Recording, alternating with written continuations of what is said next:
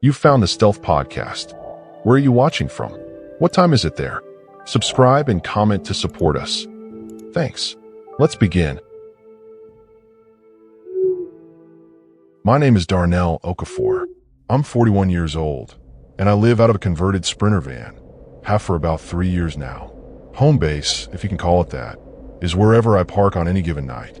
I grew up in Anchorage, spent 12 years working pipeline maintenance up on the slope, and when that life stopped making sense, I bought the van, gutted it, and built something I could actually call mine. I know Alaska the way most people know their own neighborhood. The roads, the seasonal rhythms, the unwritten rules about where you park and when you leave. I thought that knowledge was enough. I thought it made me safe. Mireille was the one who suggested the Copper River Highway. She'd been following my builds on Instagram for about a year before she messaged me, said she was planning a solo trip up from Juneau and wanted a second opinion on the route. She was 35, a fisheries biologist, traveled in a beat-up four-wheel camper mounted on a Tacoma that she'd named, without irony, Gerald. We'd done a loose caravan from Anchorage east along the Glen Highway before splitting the drive somewhere past Glen Allen. She was easy company, practical, quiet when she needed to be, funny in a dry way that snuck up on you. She didn't romanticize the wilderness the way some people do when they move up here from outside. She respected it, which is different. The Copper River Highway runs east out of Cordova along what used to be the Copper River and Northwestern Railway bed. 50 miles of gravel, bridge crossings, and glacial outwash plain that dead ends of the $1 Million Bridge. Most people who know about it come for the salmon or the birds. The Copper River Delta is one of the largest contiguous wetlands in the Western Hemisphere. And in late May, the shorebirds pass through in numbers that make you feel like the world is ending in the best possible way. I've been out this way twice before, always in summer, always with decent weather. This time it was early September. The birds were gone. The salmon runs were winding down. The handful of locals who fish commercially out of Cordova were pulling gear and getting ready for winter. The road, which is never exactly crowded, was close to empty. We rolled into Cordova on the ferry from Valdez late on a Thursday afternoon. I've been on the road since before dawn, and my body felt it. That specific tiredness that lives behind your eyes and makes everything slightly unreal. The town sits on Orca Inlet, backed up against steep timber in the Chugach Mountains.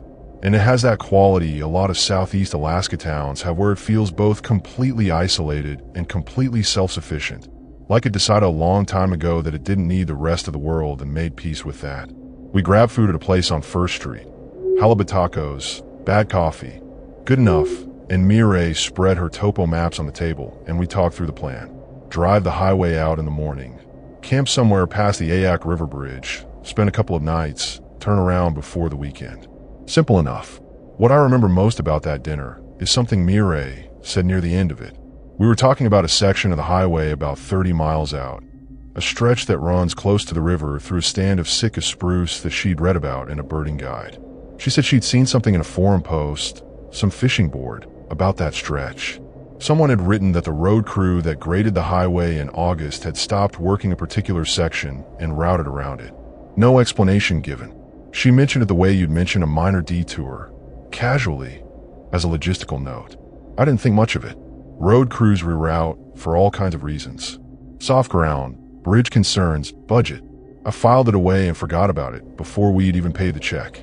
That was the first mistake, and I want to be honest about that. It was mine, not hers. She noticed. I dismissed it. The next morning was cold and clear in that particular way September mornings are in south-central Alaska. The light coming in low and copper-colored, the mountains reflecting off the inlet, the air sharp enough to feel in your lungs. I was up before 6, made coffee on my propane burner, and sat outside on the van's rear step watching a pair of eagles work the water near the small boat harbor. Everything felt settled and right. That's the thing about that kind of morning. It makes you feel like the world is in order. It puts you off your guard without you knowing it.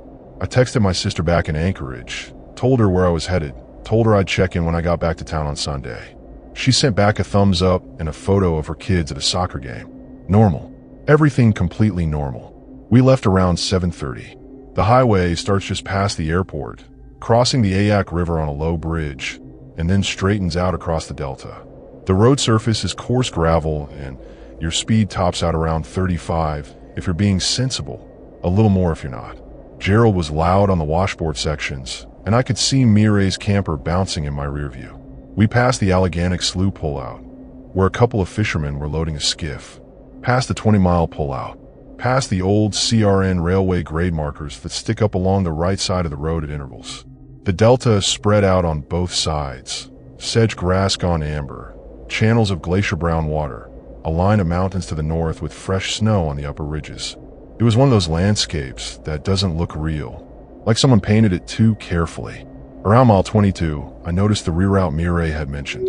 The original road surface continued straight ahead, the gravel pale and undisturbed, but someone had placed a row of orange construction barrels across it and cut a new track that bent south about 100 yards before rejoining the main grade. The detour was fresh. The tire tracks and the soft ground at the edges hadn't had time to fill with water yet. There was no signage explaining the closure, no caution tape, no road work ahead warning, no posted reason, just the barrels and the detour. I slowed down, pulled forward far enough to look past the barrels down the closed section. The road looked fine, no washout, no bridge damage I could see. The spruce trees on either side of it were dense and dark and pressed close to the shoulder. I couldn't see more than about 40 feet in. Mireille pulled up alongside me. Her window was down. She looked at the barrels, looked at me, and didn't say anything for a moment. Then she said, "That's the stretch." I asked her if she wanted to take the detour or look into it. She thought about it longer than I expected, which should have told me something. "Detour," she said finally. "It's not our road." We took the detour. I watched the closed section in my mirror as we curved south around it. Watched the gap between the spruce close as the tree line swallowed it. For just a second, at the edge of my vision before the trees blocked the view, I thought I saw something at the far end of the closed stretch. A shape that wasn't a barrel, wasn't a vehicle, wasn't a tree. I told myself it was the light. The low September light playing games at the edge of a spruce stand. I didn't mention it to Mireille. That was the second mistake, and it was also mine.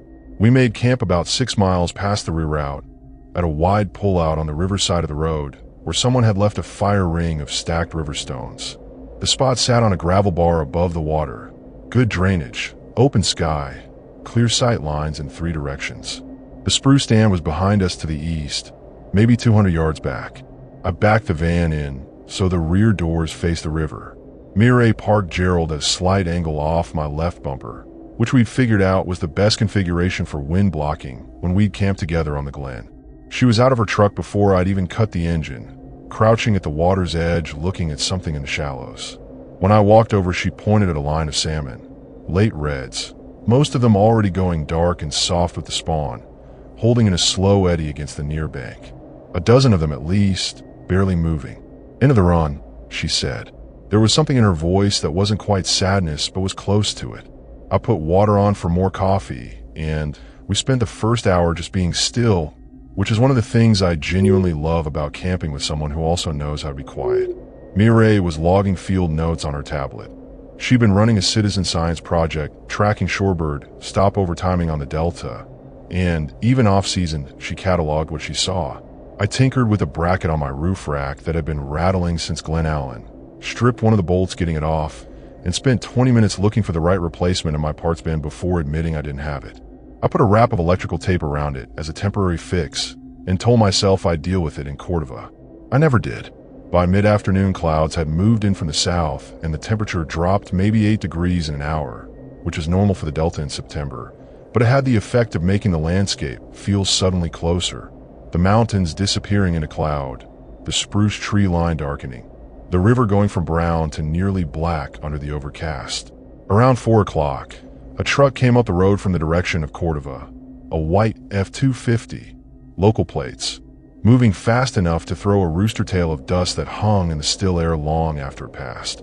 It slowed when the driver saw our camps, and I raised a hand. The driver, I could only see his silhouette, didn't wave back, just looked, then accelerated again and continued east toward the bridge. Mireille watched it go. "No though?" I asked. She shook her head. We both watched the dust settle. It wasn't unusual for a local to look twice at an out-of-state camper setup. People get territorial about their fishing spots, but something about the not waving sat with me in a way I couldn't quite place. Not threatening, just off. Like the person in the truck had been more interested in noting our exact position than in acknowledging us. We ate dinner late. Mireille had brought a vacuum-sealed pouch of homemade red curry that she heated on her camp stove and split with me, and I contributed the last of a sourdough loaf I'd picked up in Valdez that was getting close to its end, but wasn't quite there yet. We sat in our camp chairs between the two vehicles with the river behind us and talked for a couple of hours. She told me about a research trip she'd done to the Yukon Delta the previous spring, a month in a wall tent near Shavak, and about a colleague there who'd started leaving the tent at night without explanation and was found each morning back in a sleeping bag with no memory of having gotten up. She told it as a funny story.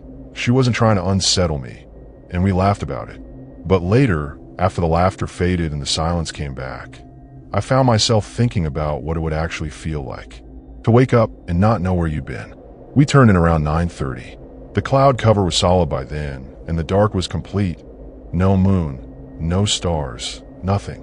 I lay in the van listening to the river and the occasional creak of the spruce trees behind the camp and the particular silence of an Alaskan night, which isn't really silence at all, but a specific combination of sounds that your brain eventually categorizes as background and stops processing. I fell asleep faster than I expected. I don't know what time it was when I woke up, but it was still deep dark. I came awake cleanly, without confusion. Not the slow surfacing of a normal wake-up, but the sudden, complete alertness that means some part of your brain has been keeping watch and made a decision to bring you online. I lay still and listened. River, wind in the spruce. Nothing else. But the nothing else was wrong. The kind of wrong that doesn't have a sound attached to it, just an absence where something used to be. I'm going to tell you what that feeling is like, because if you've spent time sleeping in a vehicle in true wilderness, you know it. And if you haven't, you need to understand it before the rest of this makes sense. When you camp in a place that has animals, real animals, not park squirrels, there's a baseline level of small sound that you stop noticing, but that's always there. Rustling, the creak and settle of wood, distant water, small things moving through undergrowth.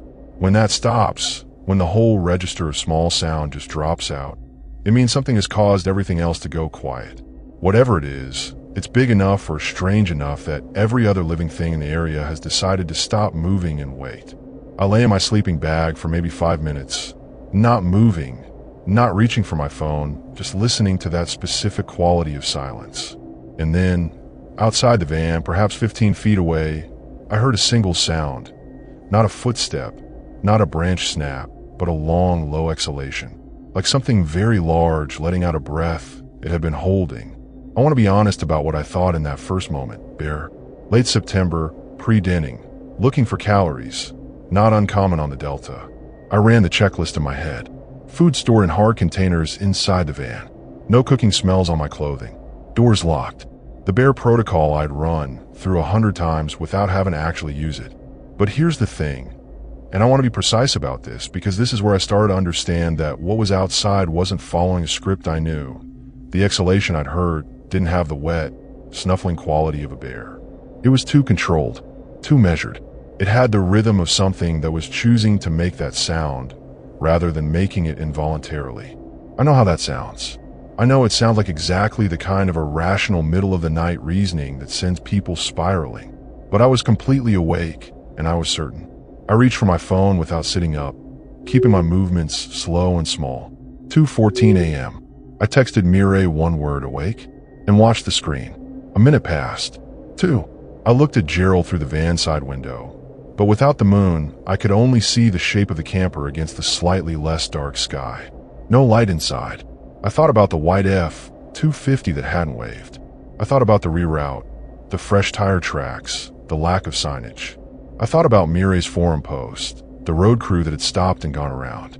I was assembling a picture in my head, and I didn't like the way the pieces were fitting. Then my phone buzzed. Her text said, "Something is walking around the outside of my truck. Been doing it for 10 minutes. Didn't want to wake you." The last paragraph of her text was, "I can hear it breathing." I didn't respond to the text right away. I know that sounds wrong, but I needed 15 seconds to think without my fingers moving. Because if we both lit up our phones or turned on interior lights at the same moment, we'd signal that we were awake. And I had a strong, specific feeling that we did not want whatever was out there to know we were both awake and aware. I typed back slow, "Don't move, don't light. I'm gonna look." She sent back one letter, K. then nothing. I pulled on my boots without sitting up. I'd been sleeping in my base layer, and moved to the front of the van in a crouch, staying below window level. The driver's seat was the best position, higher sight line, and from there I could see most of the space between my van and Gerald without being directly in front of the rear doors. I got into the seat slowly and looked out through the windshield. The dark was total. I mean that in a way that's hard to explain to someone who hasn't been in true Alaskan backcountry, without any moon. There's no gradient, no slightly less dark patch where the road should be, no difference between the sky and the tree line. Just black. I let my eyes adjust for a full minute, and then I could begin to make out shapes. The blocky outline of Gerald, the lighter strip of the gravel bar, the faint sheen of the river beyond it. And then I saw it. And I want to be careful about how I describe this because I've gone over it enough times in my head that I'm afraid of adding detail that I'm not actually sure I saw. It was upright. Not bare upright. Not the hind leg stand a bear does when it's curious and want a better smell. This was fully, functionally upright. Weight distributed. No forward lean. It was standing at the left rear corner of Mireille's truck, between Gerald and the tree line. Still, not moving at all, just standing there in the dark. My first thought, I'll be honest, was person, and that thought was, in some ways, more alarming than any alternative. Because we were 28 miles from Cordovana Road that had almost no foot traffic. It was 2 a.m, and whatever was standing at the corner of Mireille's truck had not arrived in a vehicle. I would have heard a vehicle. The road gravel is loud, even at slow speed, and I'd been awake and listening for at least 20 minutes before I'd looked. No vehicle had come from either direction, which meant whoever or whatever it was had come on foot, either from the spruce stand behind us or from the riverside, in complete darkness, and had been circling Mireille's truck for the better part of 10 minutes without using a light of any kind. I watched it for what felt like a full minute, but was probably 30 seconds. It didn't move. It was just standing there the way something stands when it's not trying to go anywhere, when being there is the thing. I picked up my phone and typed to Mireille upright. At your left rear. Has been still for 30 seconds. She took longer than before to respond. When she did, I know. It stopped moving about 2 minutes ago. Just standing. Her next message came right behind it. It was at my window earlier. I could hear it breathing through the glass. My chest did something at that. Not quite a contraction, more like a reordering. Everything briefly rearranging itself around a new center. I thought about what it would take to do what she was describing. To stand at the window of a vehicle in the dark and breathe against the glass without making any other sound. Not in a state of agitation or hunger or fear. Just standing, breathing, waiting. I had my bear spray on the shelf beside the driver's seat. I had a fixed blade knife on my belt. I sleep with it on, habit from a slope. Neither one of those things made me feel what I needed to feel right now, which was like the situation had a ceiling on it. Like there was a version of this that ended predictably. I made myself think through options. Starting the engine would make noise and light, but would also give us the option to move. I'd have to reverse. My nose was pointed toward the river. Backing up toward the road meant moving toward the tree line, toward whatever was between the vehicles. Alternatively, I could drive forward onto the gravel bar and try to swing around, but that was soft ground, and I didn't know it well enough in the dark to be confident. I typed to Mireille, "Can you start Gerald quietly?" She came back, "Yes." Then what? I didn't have a then what. I typed, "Working on it." The figure at the corner of her truck moved.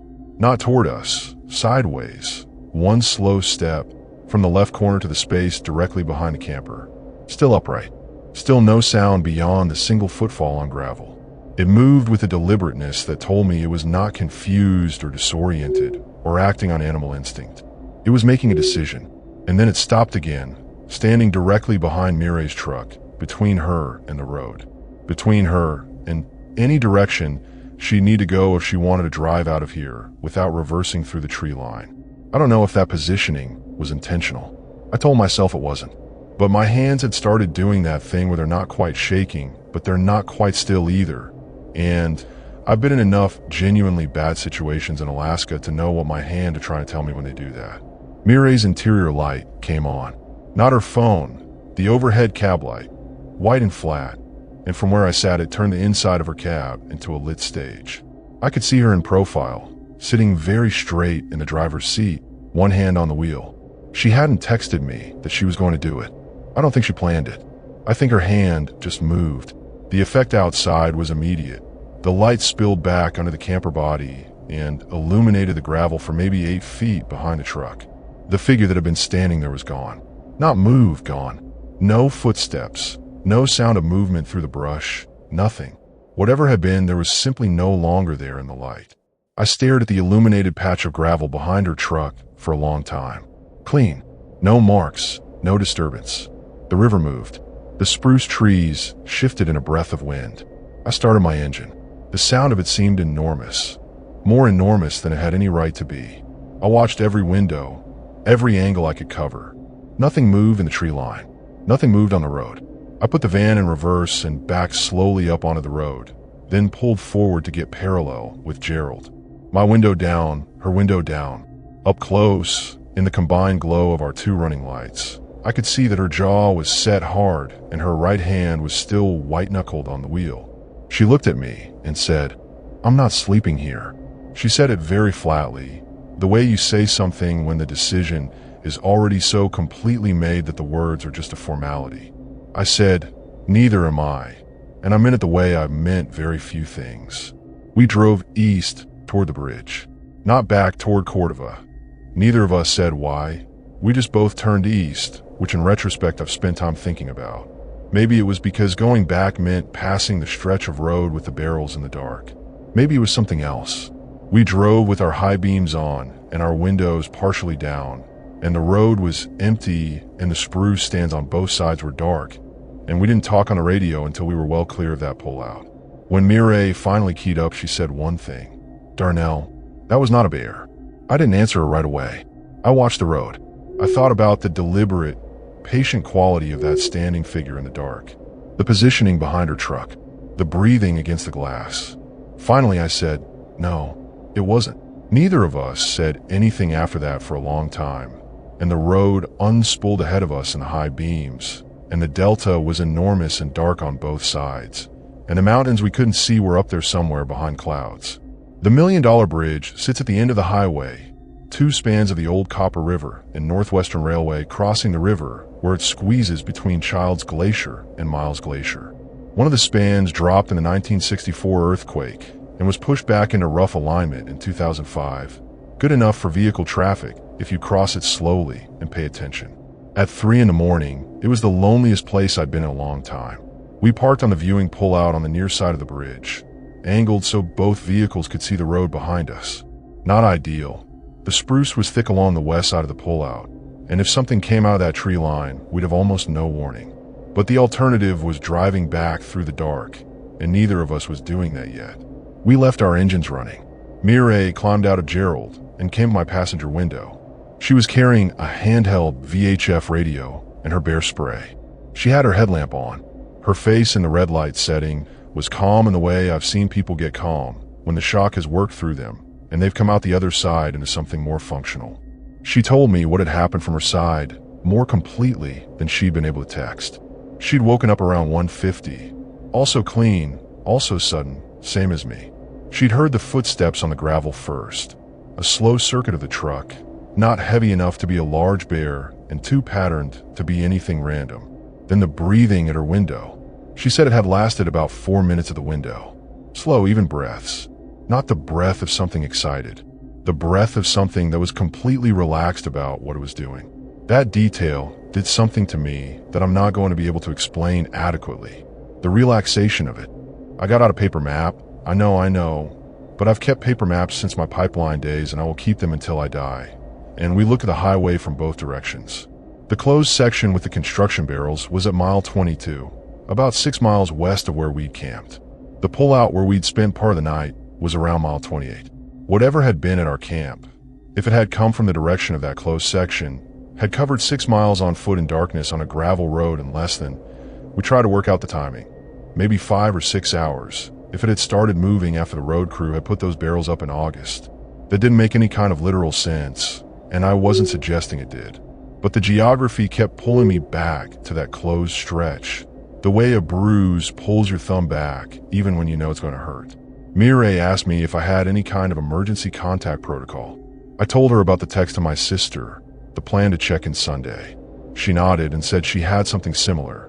Her department had a field safety form. She'd submitted GPS cord for the general area before we left Cordova. Neither of those things felt like enough right now. I had a satellite communicator somewhere in my gear, a Garmin inReach, that I hadn't charged in Cordova because I'd been complacent. I dug it out and plugged it into my van's USB port. The charge indicator blinked. It would need at least an hour. We sat with that fact for a moment. An hour. I looked at the spruce line along the west side of the pullout. The high beams were pushing about 150 feet down the road in the direction we'd come from. And past that edge of light, the road just stopped, swallowed, gone. Around 4 in the morning, something happened that I haven't been able to explain and that I've thought about more than anything else that happened that night. The white F-250 came back. Same truck. I was close enough to see the same scab paint on the passenger door that I'd registered when it passed our camp. It came from the west, from the direction of Cordova, moving at normal road speed, and it slowed when it hit our high beams and then stopped. Sat there, idling, maybe 200 feet away, lights on, engine running. I couldn't see the driver. Mireille was up and out of Gerald immediately, standing beside my van. We both just looked at the truck. It sat there for what I counted as 45 seconds, a very long time to sit still on an empty road at 4 in the morning. And then it turned around, used the full road width to execute a slow, deliberate 3-point turn, and drove back west, away from us. I watched its taillights until they vanished. We didn't talk about the truck for a few minutes. Then Mireille said, it wasn't checking on us. I asked her what she meant. She said, if someone local saw our lights out here at 4 in the morning and stopped, they'd have gotten out, honked, done something. That was a check to see if we were still here. I sat with that. She was right that it had the quality of a check. The deliberate stop, the period of observation, the leaving. I asked her if she thought the truck had been out on the road tonight, looking for something. She looked at me for a moment before she answered. I think it was making sure we hadn't gone down that closed section, she said. That was the first time either of us had said directly what I think we'd both been circling since we'd driven away from the camp. I asked her what she thought was down that section. She shook her head. I don't know, she said, but I think whatever came to camp tonight came from that direction. She paused, and I think it went back. My inReach got enough charge by 5:15 to send a message.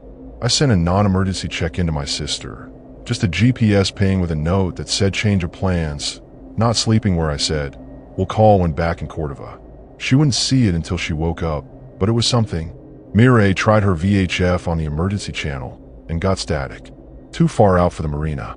We watched the sky begin to lighten, the particular slow gray of an overcast Alaskan dawn, the color of old aluminum, and talked less and less as the light came up, the way you do when the night that produced all your fear starts visibly ending and you feel, not safe exactly, but less nakedly exposed. I've been awake for going on 3 hours with adrenaline still doing slow laps through my system, and I could feel it in the muscles of my forearms and the base of my neck. The river sound, which I'd stopped consciously registering hours ago, came back to me. The spruce trees materialized out of the dark, ordinary and still. We ate breakfast at the van, instant oatmeal, the last of the Valdez sourdough, more coffee than was wise. Neither of us talked about leaving until we'd eaten, and then we didn't need to talk about it. We just started packing up. While I was still in my chair, I walked to the back of the pullout and looked at the gravel at the tree line, the way you check for sign out of habit. Nothing. Then I looked down at the gravel between my van and Mireille's truck, the 20 feet of ground we'd been parked on, and I found something I want to describe as precisely as I can, because precision is the only way I know to make you understand why it affected me the way it did. There are no footprints. On a gravel bar where our boots had left clear impressions with every step, in the damp gravel at the edge where the morning dew had settled the dust, there was no mark that hadn't been made by one of us. Nothing at the tree line. Nothing in the approach path from the west, from the direction of the camp. Whatever had followed us to the bridge. And something had followed us. I'm certain of that. Certain in the way I'm certain of my own name. Had traveled the entire half-mile of the pull-out access road and the cleared gravel area beside the bridge without leaving a single recoverable track. I didn't point this out to Mireille. I stood there looking at the clean gravel for a long time. Then I went and finished packing up, and we drove back toward Cordova in the early gray light. And I kept my eyes on the right side of the road where the construction barrels marked the closed section. And when we reached that stretch, I slowed down without fully meaning to, and I looked past the barrels into the spruce dark corridor of the old roadbed, and I want to tell you I saw nothing there. I want to tell you it was just road and trees and shadow. But there was something at the far end, not the shape I'd seen the morning before, not that. Something else. Something that was still. Something that was looking back out at the road in the gray morning light with what I can only call patience. Because patience is the only word for the quality of that stillness. I drove past. I kept driving. I didn't tell Mireille what I saw. I haven't told anyone what I saw until right now. Back in Cordova, I sat in a parking lot behind the Harbor Masters building for about 45 minutes before I could make myself get out of the van. I want to be honest about that. Mireille had parked a few spots down, and she was in Gerald doing the same thing. I could see she hadn't moved either. We'd driven the whole highway back without stopping, without talking on the radio, and we pulled into the first real parking lot in town and just sat there. The morning had gone properly bright by then, cloud cover thinning, the inlet catching some actual light, boat traffic starting in the harbor. Ordinary Tuesday morning sounds. Someone rolling a dock cart with squeaky wheels. A skiff engine turning over. The world going about its business with no awareness of us at all, which was exactly what I needed. Mireille knocked on my side door around 8. I slid it open, and she climbed in and sat in my passenger seat, and we just looked at each other for a moment. She had dark circles, and her hair was still in the braid. She'd slept in, and she was holding a thermos of coffee she'd made on a propane burner, while I'd been sitting there doing nothing. She poured me a cup without asking. That was when we actually talked. Not about what to do, not about who to report it to or whether to report at all, but about what we'd actually experienced in order from the beginning. I told her about the shape I thought I'd seen at the far end of the closed section the first morning. She told me that when she turned her cab light on and the figure behind her truck had disappeared, she'd heard not a sound of movement, not a footstep, just a single, very brief sound that she described as a settle, like something letting its weight drop forward, going from upright to horizontal. One sound, and then nothing. That detail kept me company for a long time. The settle. The particular choice of word she'd landed on for a thing she'd never heard before. I've thought about what it means for something to drop from upright to horizontal in a single movement, in darkness, without making a footfall or a rustle of vegetation. And the only image I can come up with is something lowering itself very close to the ground, very deliberately, like a thing that knows the ground better than it knows anything else and prefers it. I didn't say any of this to Mireille. We talked around the edges of the central fact, that we didn't know what it was, that we couldn't know what it was, that the things we'd observed didn't assemble into a category that either of us had a name for. Mireille is a scientist. She is the least credulous person I've traveled with. And she sat in my van with her thermos coffee, and she said, "I don't have an explanation for last night." That's the sentence that stayed with me more than any other from the whole thing. Not from fear, not from drama, just as a statement of accurate fact from a person who does not make statements she can't support. We spent the day in Cordova. I called my sister, told her we'd come back early, didn't tell her why. Mireille got on her laptop at the Harbor Master's Wi-Fi and spent 2 hours going through archives of the local fishing boards and the Cordova Commercial Fishing Association's newsletter, looking for anything adjacent to what she'd seen referenced before. The original post about the road crew, anything else from that stretch of highway. She found 3 things. A post from the previous October where a bow hunter who'd parked at the 25-mile pullout had come back to his truck at dusk to find all 4 of his tires flat, and something that he described as a large pale shape moving into the spruce on the riverside of the road. The post had 6 replies, 5 of which were jokes. The 6th, from an account with very few posts, said only, "Don't camp past mile 20. That was from 3 years earlier. The 3rd thing she found was a note in a 2019 Commercial Fishing Association newsletter. 2 sentences buried in a section about road maintenance. The highway crew has elected to leave a section of the roadbed near mile 22 undisturbed following an incident in late July. The incident is under review. No follow-up, no further mention. Under review, and then nothing, as if it had been quietly absorbed into the ordinary, ongoing silence of a place that knows how to keep things to itself. I stayed a second night in Cordova, docked at the harbor camping area, which has lights and other people and the sound of boats moving and all the ordinary human noise that I did not realize I'd been missing until I had it back. I slept 10 hours. In the morning, I walked down to the small boat harbor and watched a longshoreman I didn't know unloading brailer bags of salmon from a tender, And I thought about the closed section of road and the thing that stood upright in the dark and the deliberate patience of whatever had been at our camp that night. I thought about the settle. I thought about the clean gravel at the bridge with no tracks in it. I thought about the white F-250 turning around on an empty road at 4 in the morning to drive back the way it had come. I've done a lot of camping in Alaska. I've had bear encounters, moose encounters, been in places where I was genuinely at risk from the landscape itself. I know the difference between the fear that comes from things I understand and the fear that comes from things I don't. Mireille left on the Thursday ferry back to Valdez. Before she drove Gerald onto the loading ramp, she came and found me at the harbor, and we stood on the dock for a few minutes while the crew ran lines. She said she was going to contact someone at the Alaska Department of Fish and Game about what she'd seen, a formal report, through her professional channels, filed as an unclassified wildlife encounter, because that was the only applicable category she had. She said she didn't expect anything to come from it. I said I thought she was right about that. She looked at me with that dry quality she had and said, "We should not have gone back east that night." I asked her what she meant.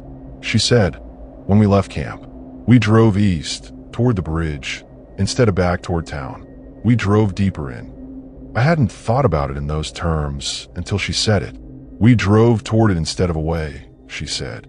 "I don't know why we did that." I said I didn't know either. She looked out at the channel for a moment. I've been in enough weird fieldwork situations to know that sometimes you make choices that you can't explain afterward, and that those choices are the thing you should have been paying attention to all along. She said that, and then the ferry horn went, and she drove Gerald onto the boat, and I stood on the dock and watched the ferry move out into Orca Inlet until I couldn't see it anymore. I drove the van back to Anchorage alone over the next 2 days. The Glen Highway route, not the Copper River Highway, not go anywhere near Cordova again, not that fall.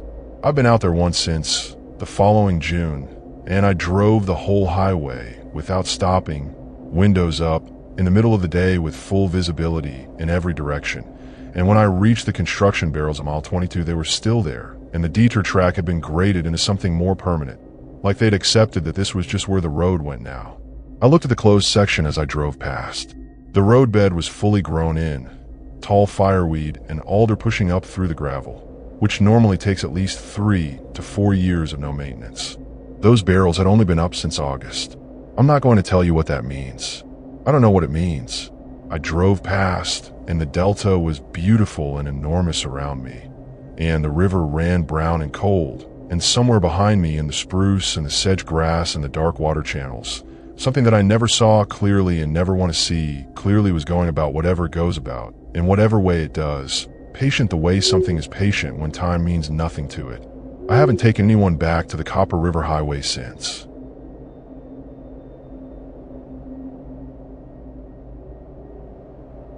My name is Saoirse Mullen.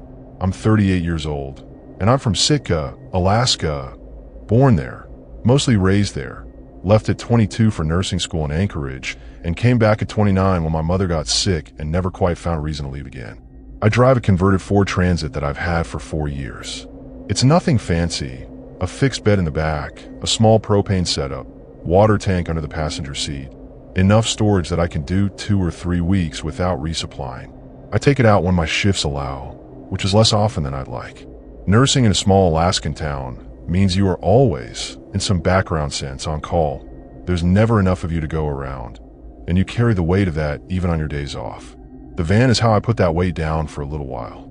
I want to tell you about a trip I took last October to Kruzof Island, which sits about 10 miles off the coast of Sitka across Salisbury Sound. Most people who know about Kruzof know it because of Mount Edgecombe, a dormant stratovolcano, nearly 3,200 feet, cone-shaped and clean against the sky on clear days. The kind of peak that makes you understand why indigenous people build entire cosmologies around geography. What fewer people know is that the island has a long flat coastline on its western side, facing the open Pacific, with beach access at low tide and a forest of Sitka spruce and hemlock that comes right down to the driftwood line. It's remote by most standards. No roads, no permanent residents, no services. You get there by boat, and if you don't have your own, you arrange a water taxi from Sitka, and you agree on a pickup time, and between drop-off and pickup you are genuinely on your own. I'd been to Kruzof once before, 2 summers prior, for a day hike up toward the volcano's crater. That trip was clear and dry, and so good that I've been planning to go back ever since. This time I want to stay overnight, 2 nights, maybe 3. I arranged a water taxi with a guy named Pemberton, who runs a small boat charter out of the Sitka Small Boat Harbor, and who I know vaguely through the hospital, where he volunteers with a water rescue team. I told him I wanted to drop at the beach near Mud Bay on the western shore, and a pickup 3 days later, same spot, depending on weather. He said fine, told me to have a VHF on the boat channel, and he'd contact me if conditions changed. I packed the van, which I was obviously not bringing, there's no road on the island, and transferred what I needed into 2 dry bags and a hard-sided cooler. This was not my usual situation. No van to retreat into. Just a tent, 2 dry bags, a cooler, and 3 days. I should tell you about my friend Autoline. She's 44, a boat builder, lives on a float house in Sitka Channel, and she was supposed to come with me. She'd been the one who'd pushed for the cruise-off trip in the first place. She camped on the western beach twice before and talked about it the way people talk about places that have genuinely changed something in them. But she broke her wrist on the boatyard ramp 4 days before we were supposed to leave, and her surgeon told her no camping, and she called me the night before the drop-off to tell me. And I could hear in her voice how much she meant it when she said I should still go. I almost didn't. I was on the phone with her for a long time, going back and forth. She kept saying, "You'll regret not going." I kept not saying the thing I was actually thinking, which was that I didn't want to be alone out there for 3 days. I went. I'm not sure it was the right decision, but I went. Pemberton dropped me at Mud Bay on a gray Thursday morning at low tide, when the beach was at its widest. A long flat run of dark sand and polished gravel with kelp laid out and tangled ropes along the tide line. The Pacific was calm for October, which out here means low swells, no whitecaps, the kind of surface that looks deceptively manageable. He helped me carry my gear above the driftwood line and stood for a moment looking at the tree line with his hands in his jacket pockets. He'd been completely normal the whole crossing. Easy, chatty, talking about a king salmon he'd caught the week before. But when he stood on the beach looking at the trees, he was quiet for maybe 10 seconds longer than the situation required. Then he said, "You know, there's good camping up by the Volcano Approach Trail too. More open." I said I knew, but I prefer the beach. He looked at the tree line again and then looked at me. "Sunday then," he said. "I'll be here by 10. He went back to his skiff. I watched him motor out across the sound until he was a small shape against the gray water. And then he was gone, and I was alone on a Pacific beach in October with 2 dry bags and a cooler and 3 days ahead of me. I want to tell you what that particular aloneness feels like, because it matters for understanding the rest. It's not like being alone in a parking lot or a hotel room. It's not even like being alone in the van, where you have your walls and your locks and the ambient presence of infrastructure, roads, other vehicles, the knowledge that a paved surface runs from where you're back to everywhere else. This was a different category of alone. The ocean on one side, the spruce forest on the other, and nothing in either direction but coast. No trail, no structure, no way back until Sunday. In the first 10 minutes, it felt something like freedom. I set up my tent in the shelter of a large driftwood log, just inside the tree line, with a clear view of the beach and the water. I made tea on my little camp stove. I watched a river otter work the kelp bed at the water's edge, methodical and unself-conscious, and I thought, this is the thing. This is why you came.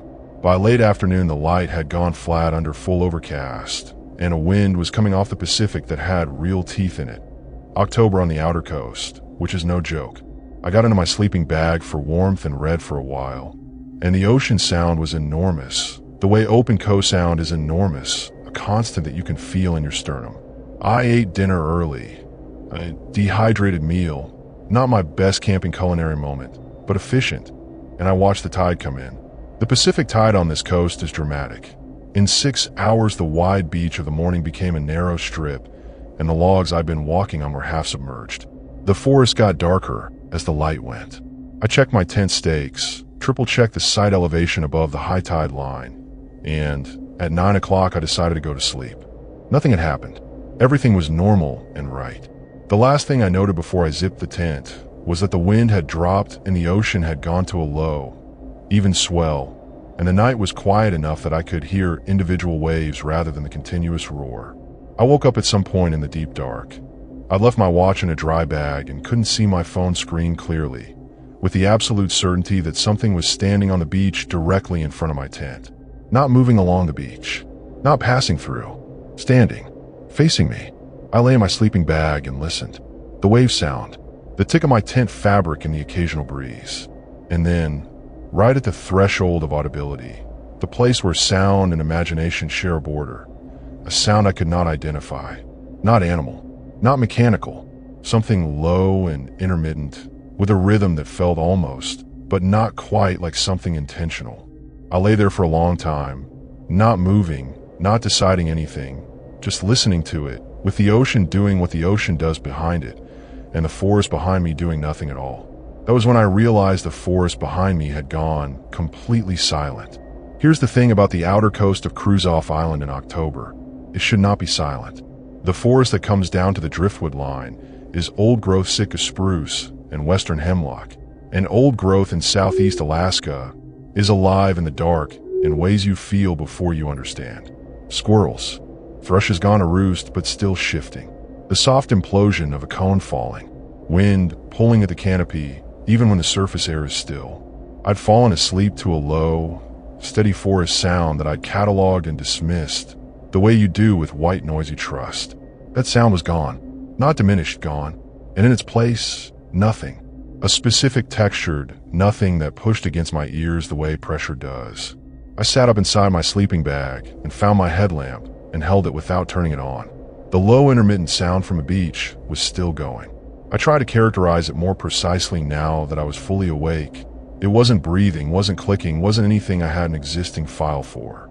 It had the quality of something that was an artifact of a larger process rather than a sound in its own right. Like how you sometimes hear the electricity in a transformer before you see it. A byproduct, a side effect. I sat there in the tent with my headlamp in my hand for a long time thinking about what to do and whether doing anything was actually better than doing nothing. And I kept coming back to the same answer, which was that I didn't know. Being a nurse makes you specific about what you know and what you don't. I did not know what was on that beach. I turned the headlamp on. Red light mode, which Autoline had drilled into me years ago, preserves night vision, less alarming to animals, less visible from a distance. My tent was a single wall design with a mesh inner and a rainfly, and the rainfly was closed, so I was working by touch and low light inside a small orange nylon space. I unzipped the inner mesh a few inches, not the outer fly, just the mesh, and put my face to the gap and looked out at the beach. Straight ahead, past the driftwood log that I'd set up beside, the beach ran to the water in a narrow strip. I was above the high tide line by about 12 feet, and the tide was near its peak, the water dark and moving. I could see maybe 30 feet of beach to either side. Nothing on it. No shape. No movement. Nothing that corresponded to the feeling that had woken me up and the certainty that had accompanied it. The sound was still going. I traced it to the left, south along the beach, with a tree line curved. It was coming from there, not directly in my tent. About 50 feet to the left, and perhaps 10 feet into the forest edge, just at the point where the last trees came down to meet the beach gravel. I lay there at the mesh gap with my red light off, looking at the place the sound was coming from, and I saw the source. I want to be careful here, the way I was careful before. I'm going to describe what I actually saw, not what I interpreted it as, because what I actually saw is strange enough on its own. There was a pale shape in the tree line, low, not human height, low to the ground, maybe 2 feet up, partially behind the root mass of fallen spruce. It was not moving. It was roughly oblong, without clear edges, and the sound was coming from it. Not from near it, from it. My first thought was what any rational person's first thought would be: bioluminescence.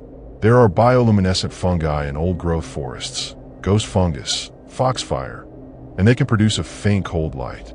I had seen foxfire once before in the Tongass, and I knew what it looked like. This was brighter than foxfire, and the shape was wrong. Foxfire follows the wood it grows in, irregular and branching. This was contained, oval roughly, and it was the source of the sound, which foxfire is not, because foxfire doesn't make sound. I watched it for a long time. It didn't move toward me. It didn't do anything except exist and emit that low byproduct sound. I kept telling myself it was something with a category, something I just hadn't encountered yet, and that feeling lasted about 10 minutes until I noticed that the pale shape was slightly larger than it had been when I first saw it. Not much larger. I might have been wrong, but I have good eyes, trained by years of watching patient vitals for marginal changes, and I do not think I was wrong. It was growing or moving toward me, or both, at a rate slow enough that I had to look away and look back to catch the change. Not fast, not an approach, more like the way a tide rises. Incremental, continuous, committed. I did the thing that every rational person tells themselves they'll do in a situation like this, and doesn't. I stayed calm. Actually calm, not performed calm. I ran through what I knew. I was above tide line. I had a headlamp. I had a knife. I had a VHF on boat channel that might or might not reach Sitka at this hour. I had a bear canister, and I was not near my food. I checked these things off and felt slightly better about all of them, and then went back to watching the pale shape in the tree line, which was now definitely larger than it had been, and felt worse again. I keyed the VHF. I want to be precise about why I did it right then, and not earlier or later. The shape had not done anything to me. Nothing had happened in any concrete sense. I was a person in a tent watching a light in a forest, and a light in a forest is not an emergency. But I keyed it anyway, on the working channel, and said Pemberton's name twice, and said my location, and said I was fine, but could he respond? Static. I tried the distress channel. More static. The topography between Kruzov's western beach and Sitka, 10 miles of open water, but also the island mass itself between me and the town, was eating my signal. I put the radio down.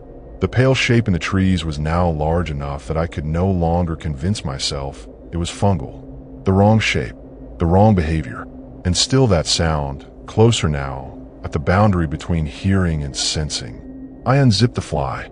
I know what you're thinking. I know, but I'm going to explain my reasoning, because I had reasoning, and it was not crazy reasoning. I have worked the night shift in an emergency room in a small Alaska town. I have been in rooms where people were dying, and I have been the person keeping them from it. In all of those situations, the worst thing, the one thing that never helped, was to be in a contained space with no information and no options. The tent was a contained space. The rainfly was nylon. Whatever was in the tree line could cover the 50 feet between us in seconds if it chose to, and I would have exactly 0 options inside that tent.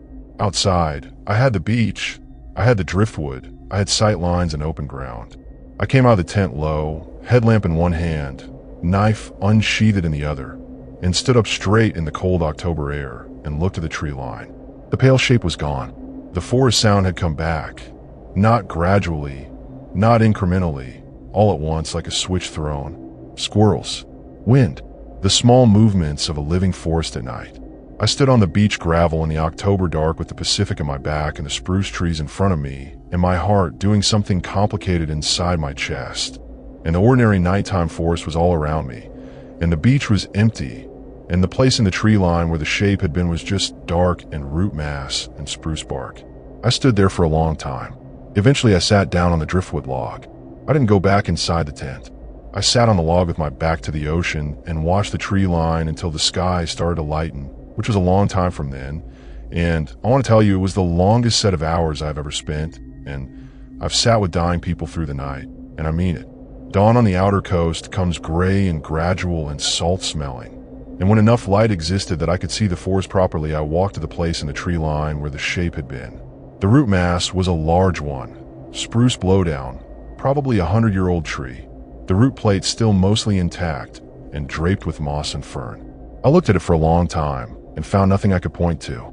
No marking, no burn, no fungal structure. The ground at the base of the root mass was soft, and I crouched and looked at it.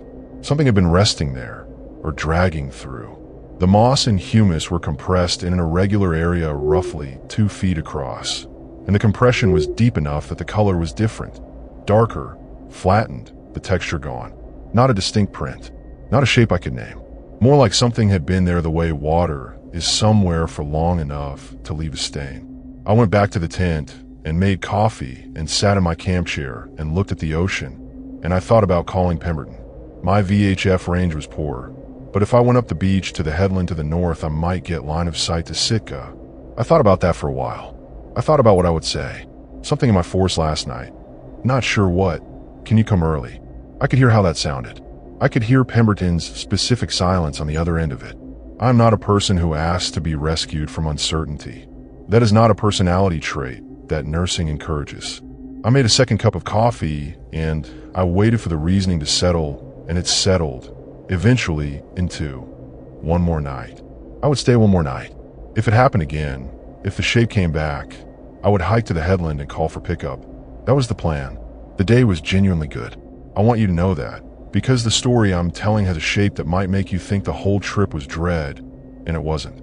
The morning went sunny, actual sun, a rarity on the outer coast in October, and the beach opened up with the falling tide, and I walked south along the coast for a couple of miles through a landscape that did not feel malevolent in the daylight in any way whatsoever. Tide pools thick with purple urchin and ochre sea stars. Sea lions hauled out on a rock stack offshore, big males bellowing at each other about something eternal and boring.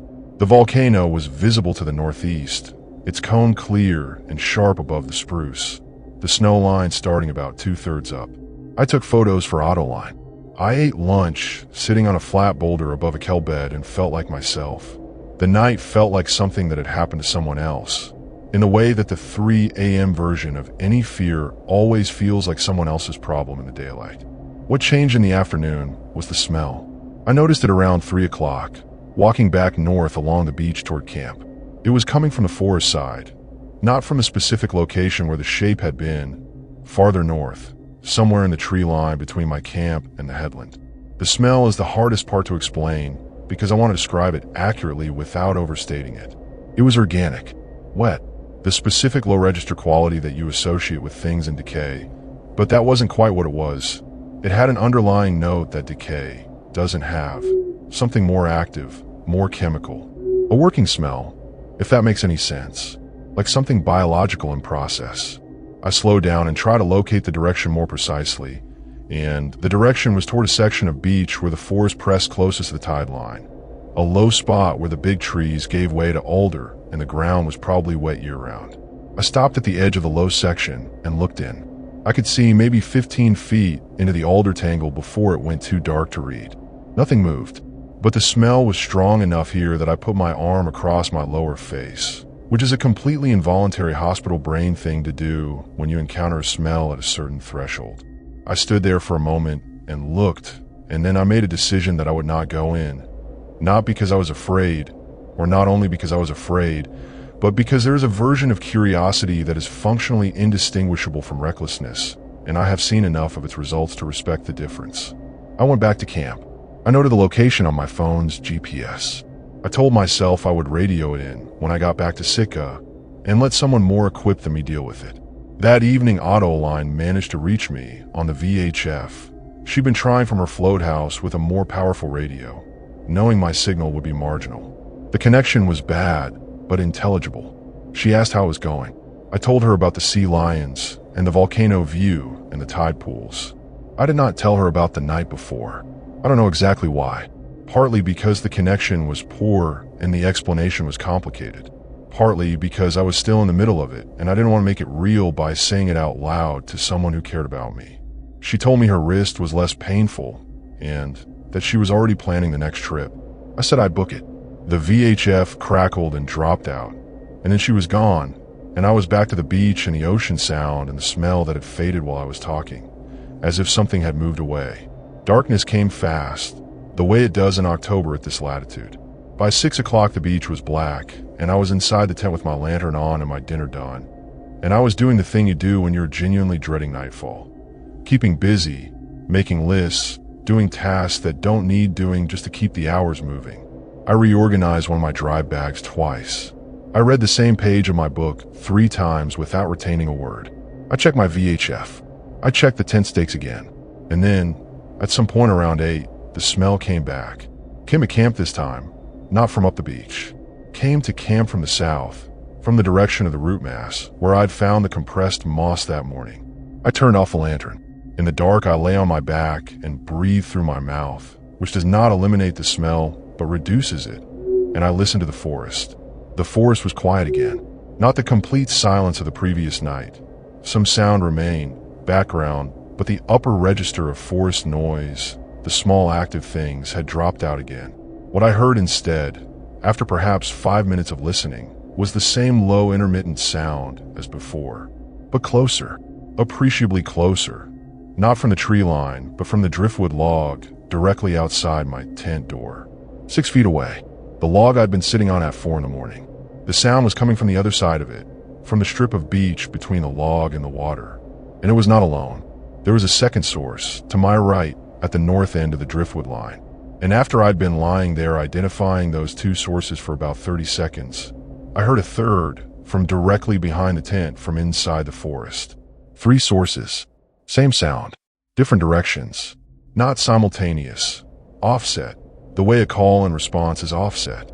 I want to be specific about the fear I felt at that moment, because calling it fear is underselling the precision of it.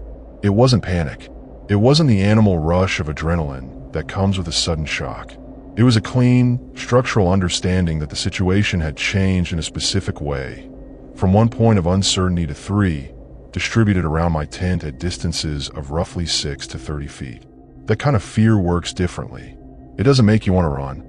It makes you very still and very small and very aware of every variable at once, which is useful in an emergency room and somewhat less useful in a tent on a Pacific beach at night with your exits covered.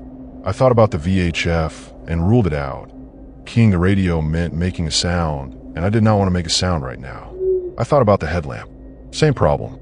I thought about whether I could move, unzip the fly, get upright, get to the beach, and ran the geometry in my head. The sound to the right was at the north end of the driftwood.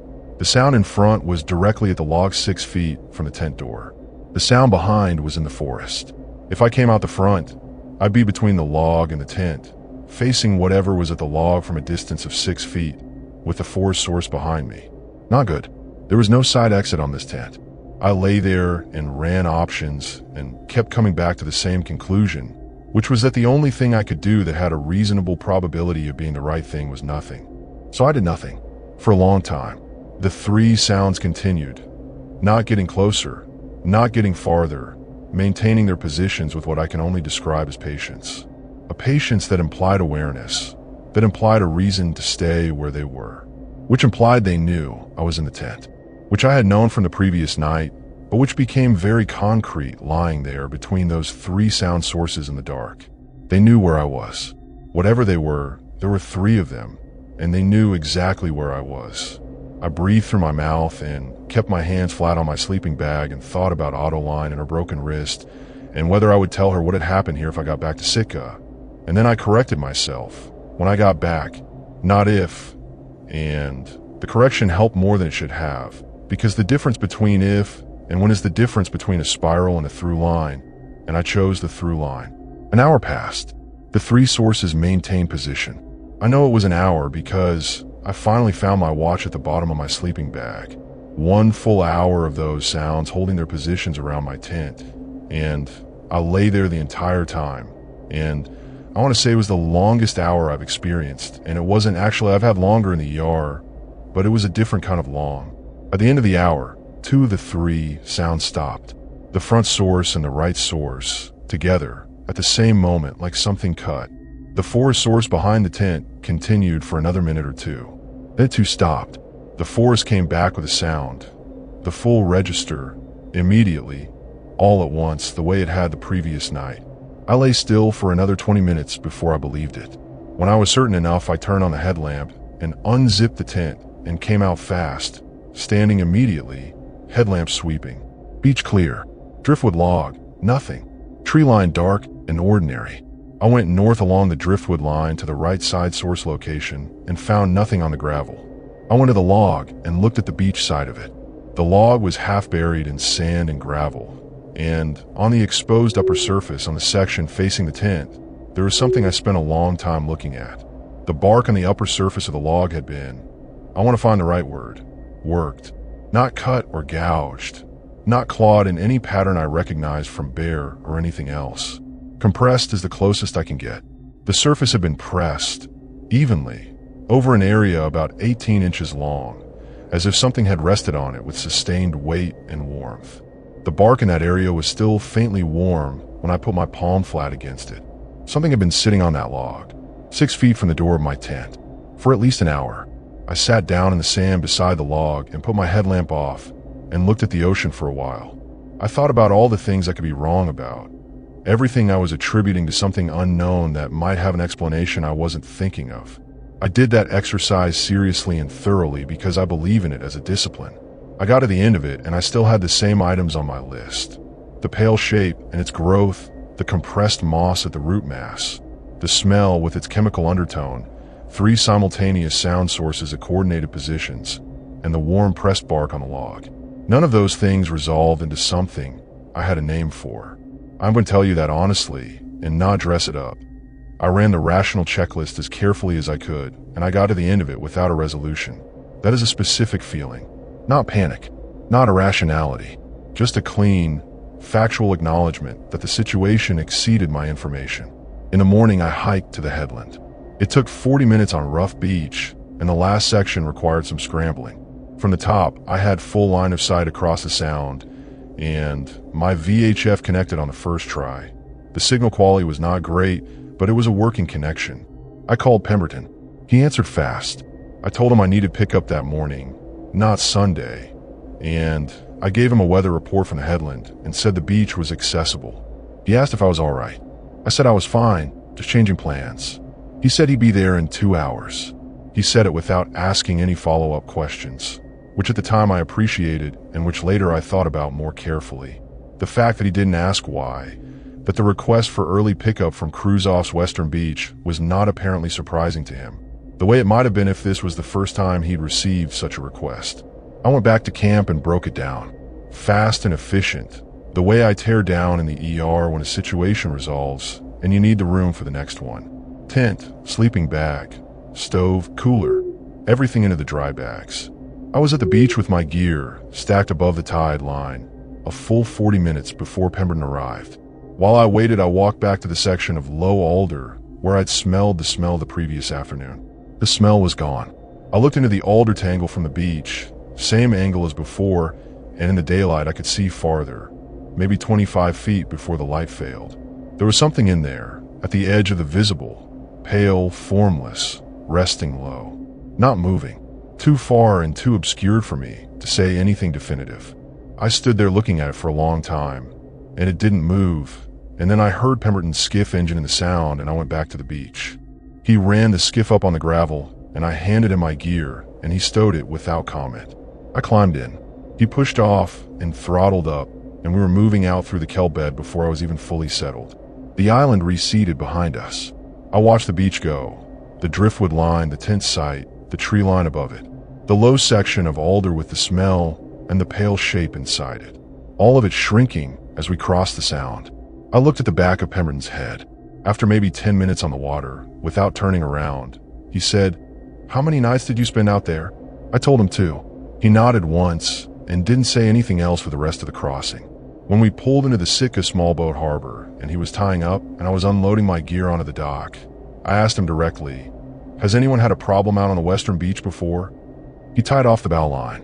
He straightened up. He looked at me for a moment with an expression I recognized from years of working triage. The expression of a person deciding how much of what they know to say. "Not a problem exactly," he said. Then he stepped off the boat and went to help another boat that was coming in, and that was the end of the conversation, and I have not been back to Cruzoff Island since. Autoline asked me about the trip the day after I got back. We were sitting on her float house deck in the cold, her wrist in a brace, drinking tea and watching the tide in the channel. I told her most of it, not all of it. I left out the third night, because by then I was starting to do the thing you do where you curate the story in real time, deciding what makes you sound like a person who is reporting accurately versus what makes you sound like someone who had a bad night, and is constructing meaning around normal things because they were alone and it was dark. I told her about the shape in the tree line, the sounds, the log. She listened without interrupting, which Autoline is very good at. When I finished, she said, "How big was the compressed area on the log?" I told her about 18 inches long. She looked at the channel. "So roughly the length of a person's thigh resting on the log," she said. Not question. I said that was one way to measure it. She said, "But the wrong weight distribution for a person sitting normally." I said yes. The compression had been even, full surface, no single point of deeper impression. She didn't say anything else about it. We sat there and drank our tea. I went to the library 2 weeks later and spent an afternoon in the Alaska history section, which is a thing I do when I need to understand the context of a place I've been. Southeast Alaska Indigenous Knowledge, Tlingit Oral Tradition, which is one of the most geographically specific traditions I know of. Every bay and headland and island cataloged and named, and carrying its own embedded information. Cruzof Island is Tlingit country, had been for thousands of years before any other presence there. The island name in Tlingit, which I won't reproduce here because I'm not qualified to, has to do with the mountain, the volcano, and the spiritual significance of places where fire and water exist in proximity. I found a passing reference in a 1940s anthropological survey, the kind of document that's mostly wrong about everything but occasionally preserves a detail the author didn't understand, to a restriction on camping on the western beach of the island during the fall season, attributed to the presence of entities the surveyor had translated, inadequately, as the ones who count. The surveyor had found the restriction unexplained by his informants, and had classified it as superstition. I sat with that phrase for a while. The ones who count, the ones who take inventory, the ones who come around and establish, with patience, how many there are of you. 3 of them, that second night. Distributed, offset, like a call and response. I've thought about Pemberton's phrase, not a problem exactly. I've tried to parse the distinction he was making. A problem will be something you fix or remove or report. Not a problem exactly would be something that exists, that has always existed, that follows its own logic in its own territory, and does so without any particular malice, and without any particular regard for the people who visit that territory, and are counted and found and sat beside in the dark. Not a problem exactly, just a feature of the place. Just the western beach of Cruzof Island in October, doing what it does, being what it is. I called Pemberton a month later. I asked him directly, told him I'd been to the library, told him about the surveyor's note. He was quiet for a moment. Then he said, the ones who count. He said it the same way I'd read it, with no inflection, just the phrase itself. I asked him if he'd ever taken anyone out to that beach in the fall who'd had a call for early pickup. He said he'd had 3 calls in 7 years, all October or November, all from the western beach, all requesting immediate pickup. I asked him what the people had said when they came off the beach. He was quiet again. Then he said, some of them said they heard things. Some of them didn't say anything. You're the first one who went back to look at the tree line before getting on the boat. I asked him why he'd taken me out there if he knew. He said, because you knew the island. Because it was only 2 nights. Because people who know what they're doing usually come back fine. Then he paused, and I could hear the harbor noise behind him. Engines, dock sounds, ordinary Tuesday. And he said, I probably should have warned you. I said probably. He said, I'm sorry, Saoirse. He meant it. I could tell he meant it. I went back in March. I don't know if that surprises you. It surprises me when I think about it directly. But when I think about the reasoning, it makes more sense. I'm a nurse. I do not have a comfortable relationship with gaps in my understanding. Not clinical gaps, not personal ones. I booked Pemberton again. I went out in a different season, and I camped on the western beach for 1 night with Autoline, whose wrist had healed completely and who knew everything by then. The night was uneventful. The forest was noisy. The smell was not there. We saw no shapes. I slept well and woke up to her making coffee and the Pacific looking blue and possible and enormous. We hiked up toward the crater in the afternoon and stood at the edge of the ash plain below the summit cone and looked at the island spread below us and the sound glittering in every direction. Ordinary and beautiful and nothing else. I don't know what October is. I don't know what it means that the same beach in March is just a beach. Maybe the ones who count have already counted what they need and they're gone. Maybe the counting is seasonal. Maybe I happen to be there during the interval when they do whatever they do, and the rest of the year the western beach of Cruzof Island is exactly what it looks like. Remote, beautiful, cold. The Pacific doing its long, endless work against the coast. What I know is this. I came off that island and I sat in Pemberton's skiff and I watched it go, and the feeling I had was not relief, exactly, and it was not residual dread. It was something I want to call being witnessed, though I know how that sounds. Not threatened, not hunted, just noticed, thoroughly, by something that was going about its own purposes with a patience I'm not able to measure. 3 of them on that second night, sitting around my tent in the dark, doing their offshore counting, their inventory of the living.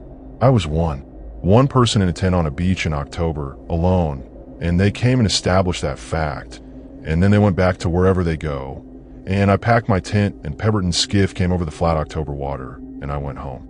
Autoline still asks me every September if I want to go back for the fall. I say I'm thinking about it. I've been thinking about it for 2 years. I don't think I'll stop thinking about it. That's how you know something got to you. Not that you never want to go back, but that you can't stop going back in your head, turning it over, looking at it from different angles. The pale shape growing in the tree line, the warm bark on the log, 3 sounds, offset, surrounding. Pemberton saying, "You're the first one who went back to look." I sit in my van sometimes, parked at the harbor in Sitka, watching the light change on the water and the boats moving in and out, and I look across the sound in the direction of cruise off, and I think, they counted me. Whatever they are, they counted me and they found me, and then they went back to what they do. And I am still here, which is not nothing, and the October coast is still out there, which is not nothing either, and somewhere in the space between those 2 facts is everything I don't know, and I'm not sure I want it.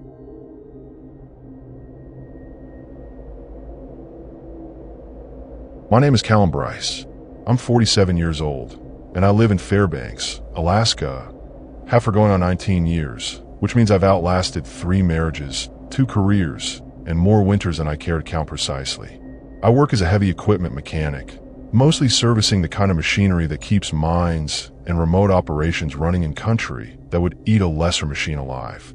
I know engines the way some people know language, intuitively, in the dark by feel.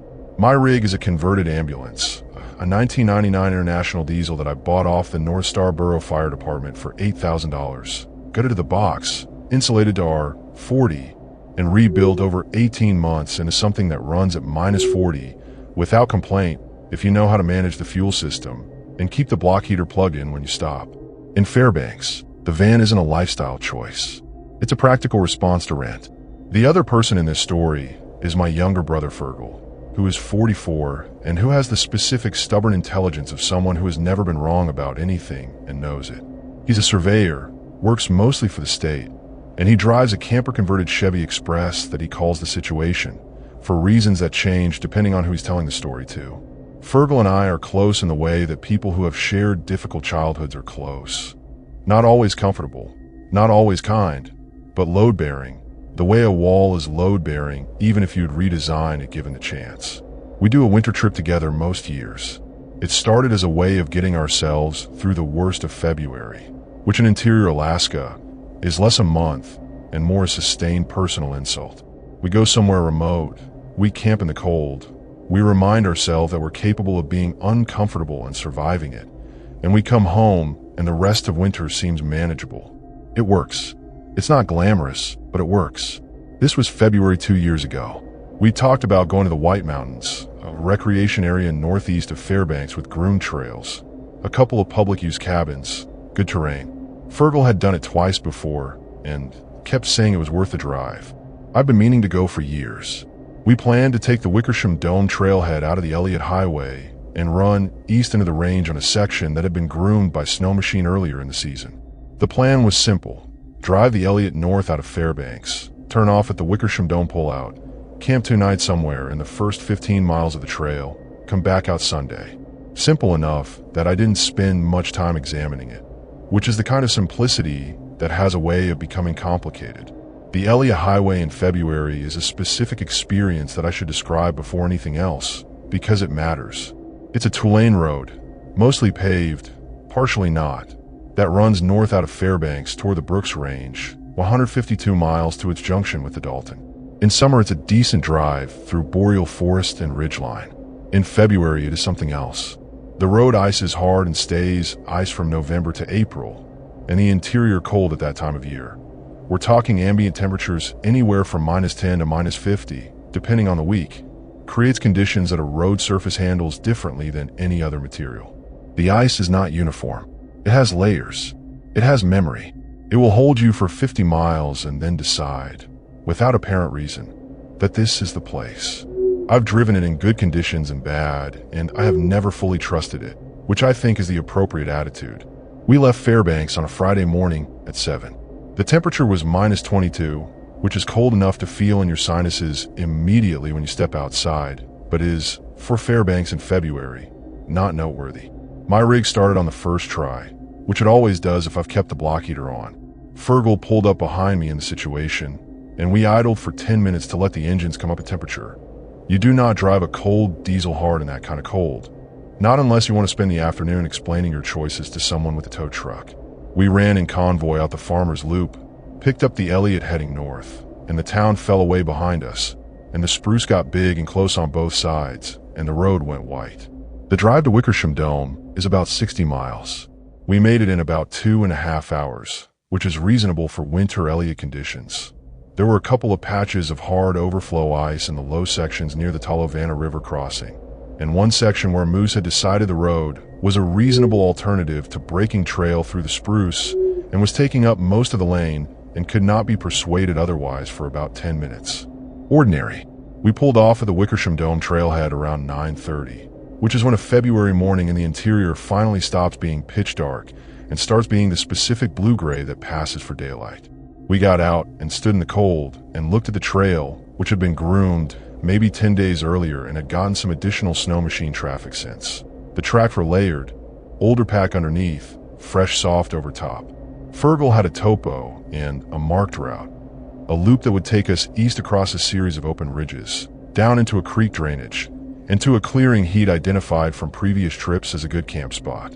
About 7 miles in, he'd done the math on daylight and said we'd make camp with an hour to spare before full dark.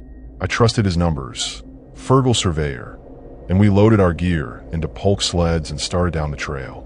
I want to describe how that feels, pulling a loaded Polk on a groomed trail in interior Alaska in February. It is, in the right conditions and the right company, one of the most complete physical experiences I can think of. Cold air that has a flavor, your breath coming in small clouds, the spruce on both sides muffled by snow, totally still, the silence of a cold interior forest, which is a silence nothing else sounds like. Fergal ahead of me on the trail, his orange jacket going in and out of the spruce shadows, my diesel breath and my boot sound and my heartbeat. About 3 miles and we found the snow machine. It was off the trail, 30 feet into the spruce on the right side, nose down in a drainage ditch that had been hidden under the snow. A Ski-Doo, older model, and it had been there long enough that snow had partially drifted over the rear end. Not a recent wreck, days at minimum, maybe longer. No rider visible, no gear, no indication of a breakdown camp or an emergency shelter in the vicinity. Just the machine, half buried, silent. Fergal went off trail to look at it, and I waited on the groomed surface. He came back and said the machine had gas. The key was still in it. There was no obvious mechanical failure he could see from a look over. The sled had gone into the ditch at speed. The snow on the approach side was disturbed in a way that showed no braking, no correction. Whatever had sent it off the trail had been sudden. I looked at the machine for a long time. A snow machiner who loses their sled in the backcountry in February in the interior has a life expectancy measured in hours, not days, unless they can find shelter or signal. The Wickersham Dome trailhead was 3 miles back. If someone had gone off the trail here and walked out, they would have made the trailhead in about an hour and a half. I pulled out my phone. No signal, which was expected, and Fergal's satellite communicator, which we'd been smart enough to bring, and sent a non-emergency message to the Alaska State Troopers with GPS coordinates of the machine and a description. Standard protocol for a found abandoned vehicle in the backcountry. We noted the coordinates in Fergal's topo. Then we looked at each other, and the unspoken question between us was whether we kept going. Fergal said, "If they walked out, the troopers will sort it. If they didn't walk out, there's nothing we can do tonight." He was right. We kept going. We made camp in Fergal's clearing just before the light went, a flat shelf of ground above a frozen creek, surrounded on 3 sides by spruce, open to the south where the ridge dropped away, and you could see a long sweep of boreal country going blue in the last light. Good sight, protected from wind, solid ground under the snowpack, no overhead hazard from the spruce. We set up efficiently. The way you set up when cold is an actual consequence rather than a backdrop. My rig parked with the nose into the wind, Fergal's van alongside, a shovel path dug between them, a small wind break built from cut spruce boughs on the north side. Cold camp protocol that we'd run enough times together to do without talking much. By the time we had a fire going in the small collapsible stove I'd carried in the Polk, The temperature had dropped to what felt like the -30s. Not life-threatening cold if you're managing it right. Demanding cold, the kind that requires you to keep paying attention. We ate dinner outside by the stove, the last light gone by 4:30, which is another thing about interior February that civilians tend to underestimate. 18 hours of dark. We'd brought headlamps and lanterns, and I had my rig's interior lights, and the clearing was lit well enough that the tree line 30 feet away was visible as a dark wall. We talked about the snow machine. Fergal thought the rider had probably walked out, called it in from the trailhead or from Fairbanks, and the troopers had logged it for recovery in the spring thaw. Possible. Also possible the rider had gone a different direction, east or north, deeper into the White Mountains rather than back toward the road. That version was harder to think about, so we didn't spend too long on it. We talked about other things. Our mother, who had a birthday coming up, a job Fergal was bidding on, a survey contract up toward Prudhoe, whether my rig suspension was going to need work before spring. Normal talk. Around 8 o'clock, after we cleaned up and I was thinking about getting into my sleeping bag, Fergal said, "Did you notice anything on the trail between mile 2 and the creek crossing?" I thought back. I said I hadn't noticed anything specific. He pulled out his topo and showed me a section he'd marked, a flat stretch about a half-mile long before the trail climbed the first ridge, where the spruce was old growth and the tree canopy was dense enough that snow didn't penetrate and the trail surface ran over bare frozen ground. He said, on that section, right in the middle of it, there were no snow machine tracks, just the old groomed pack. I thought we passed over it too fast to be sure. I thought about it. He was right that the tracks had been inconsistent. I'd registered that without naming it. In some sections, the trail had multiple layers of machine traffic. In the flat old growth section, I'd felt the surface change. Like someone avoided it, I said. Fergal looked at his map. Or something, he said, and then he went to bed, which is the kind of thing Fergal does when he's dropped a thought that he wants to leave in the air. The first night was fine. Cold, quiet, the creek below us making its under-ice sound, the spruce moving in the occasional breath of ridge wind. I slept hard and woke up at 6:30 in the dark with a clear head and made coffee and sat in my rig listening to the forest come alive with the first hint of gray. A raven working the ridge above camp. Those big black voices carrying a long way in cold air. The creak and pop of spruce in the cold. I checked the satellite communicator. A message from the troopers acknowledging our report about the snow machine, saying the machine matched a unit reported missing by a rider from Fairbanks who had exited the trail safely and forgotten to report the incident. That was the resolution I'd wanted. I felt the knot in my chest that I'd been carrying since mile 3 loosen and go. I went and knocked on Fergal's van and told him. He opened the door, looked at me with his hair going sideways, and said, "Right, coffee." The second day was good. We skied the ridge above camp in the late morning light, the interior winter light that comes in low and golden and makes the snow look like something that was designed. And Fergal showed me a long view south where he said on a clear day you could see the Alaska Range. It wasn't quite clear enough for that, but the country below us was enormous and white, and the boreal spread in every direction, and I thought about the fact that I'd lived in Fairbanks for 19 years and still had not been a most of what was visible from that ridge. That's the thing about Alaska that never stops landing, the scale of the country you haven't seen yet. We were back in camp by 2, well before dark, and I worked on a small mechanical issue on the situation's fuel line that had been making Fergal nervous, a fitting I could reseed in 20 minutes once I had the tools open. We ate well and talked late, and I thought the trip was a good one, already complete whatever came next. What came next started around midnight. I woke up to my rig's temperature alarm. I'd set it to alert at -45 inside the van, which is set to prevent the water tank from crystallizing, and it had triggered. I checked my external thermometer, -48 ambient, a cold snap that had come in faster than the forecast. Not dangerous if you manage it, but demanding. I needed to run the engine to bring the interior temp up and keep the fuel system from gelling. I started the diesel and sat in the driver's seat in my sleeping bag, waiting for the heat to come up, watching my gauges. Everything nominal. Temperature climbing. I was about to get back into the bed when I saw the lights. They were on the ridge above camp. 2 of them, separated by about 30 feet, small, white, moving. Not the blue-white of stars, not the warm yellow of a headlamp on high beam. A flat, neutral white. They were moving along the ridge in a direction that was roughly parallel to the trail below, and they were moving at a pace that was This is what held my attention. Consistent. Not the stop-start, wander-back motion of a person navigating with a light in rough country. Continuous, even covering ground at a rate that would require either packed trail or someone who knew exactly where to step. I watched them for about 3 minutes while my engine idled. Then one of them stopped, and the other continued for about 10 steps and stopped. Both still. Looking down at the camp was my impression. From a ridgeline at midnight, in -48, looking down at 2 vehicles idling in a clearing. I knocked on Fergal's door from inside.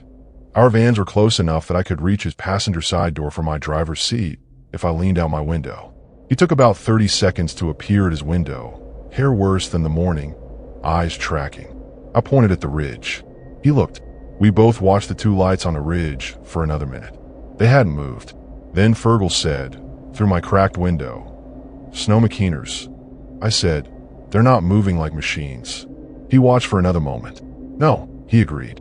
We looked at each other through the glass. "Headlamps," I offered. He said, "At midnight, -48, on a ridge they'd have to climb off trail from the groomed surface." I didn't have a better answer. We watched the lights for another 2 minutes.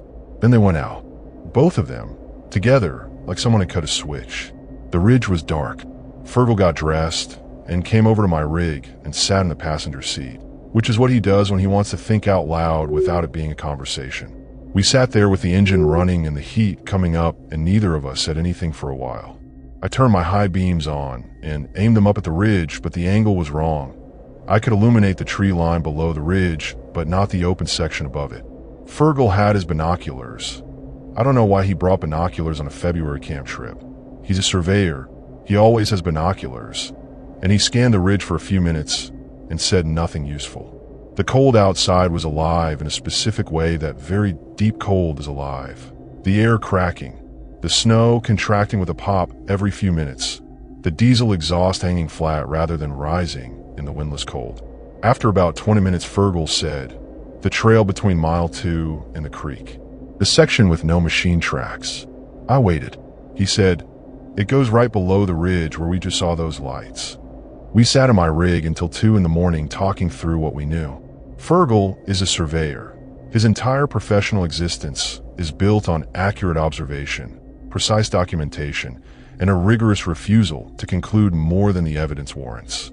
This is also somewhat annoying as a personality trait in a brother, but in this specific situation, it was useful.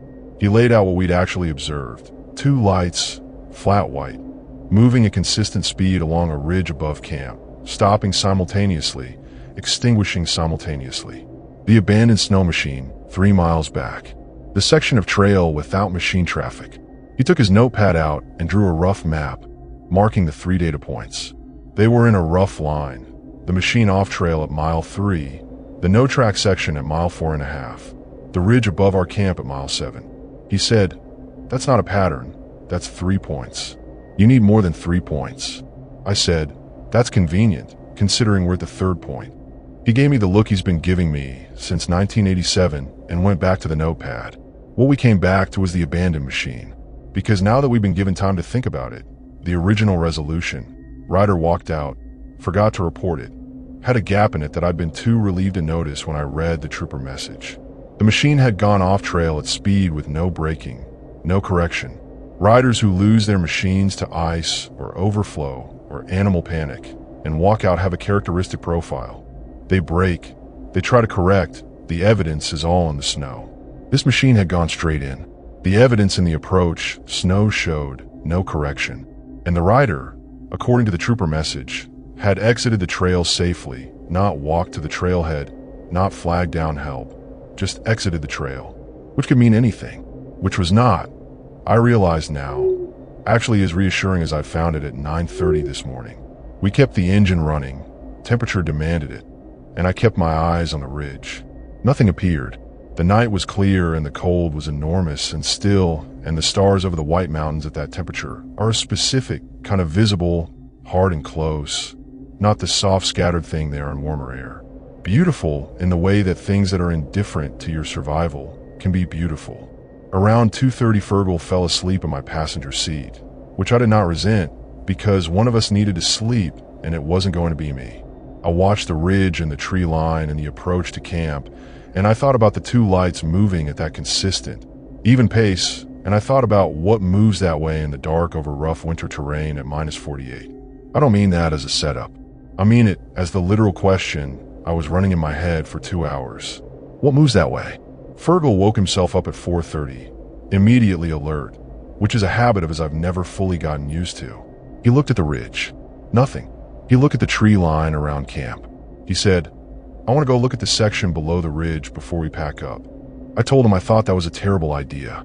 He said, "I'm a surveyor, Callum," as if this were a credential specifically applicable to investigating midnight ridge lights in -48. I told him we were leaving at first light regardless, that we had a 9-mile pull back to the Elliott and I wanted to do it in daylight. He said fine. He'd have a quick look before we loaded the pulks and I could make breakfast. I knew this was going to happen, and I ate my oatmeal and watched the tree line while he went north along the trail about 200 yards to the base of the slope below the ridge. He was gone 18 minutes. When he came back, his face had the expression it gets when he's identified a problem with his own measurements and cannot yet determine where the error is. A very specific look, focused inward, the gears turning. He sat down across from me at the stove and held his cup and didn't say anything for a moment. I waited him out, which is the only reliable approach. He said, "There are tracks on the slope, coming down from the ridge." I asked him what kind. He said, "That's what I'm working on." I asked him to describe them. He said they were large, larger than a standard boot print, and deep, as if made by something with significant weight.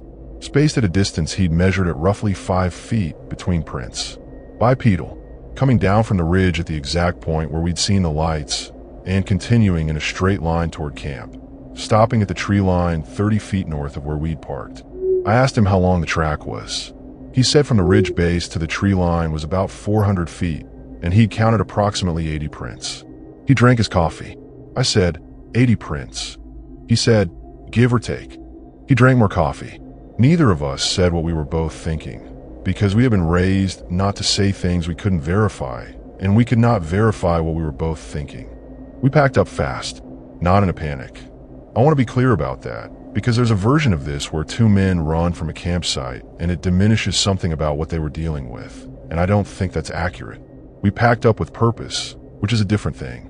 We were methodical and complete. Nothing left behind. Fire stove disassembled. Camp properly struck. But we moved continuously, and we moved without unnecessary conversation, and we moved in a direction that was away from the slope and toward the trailhead.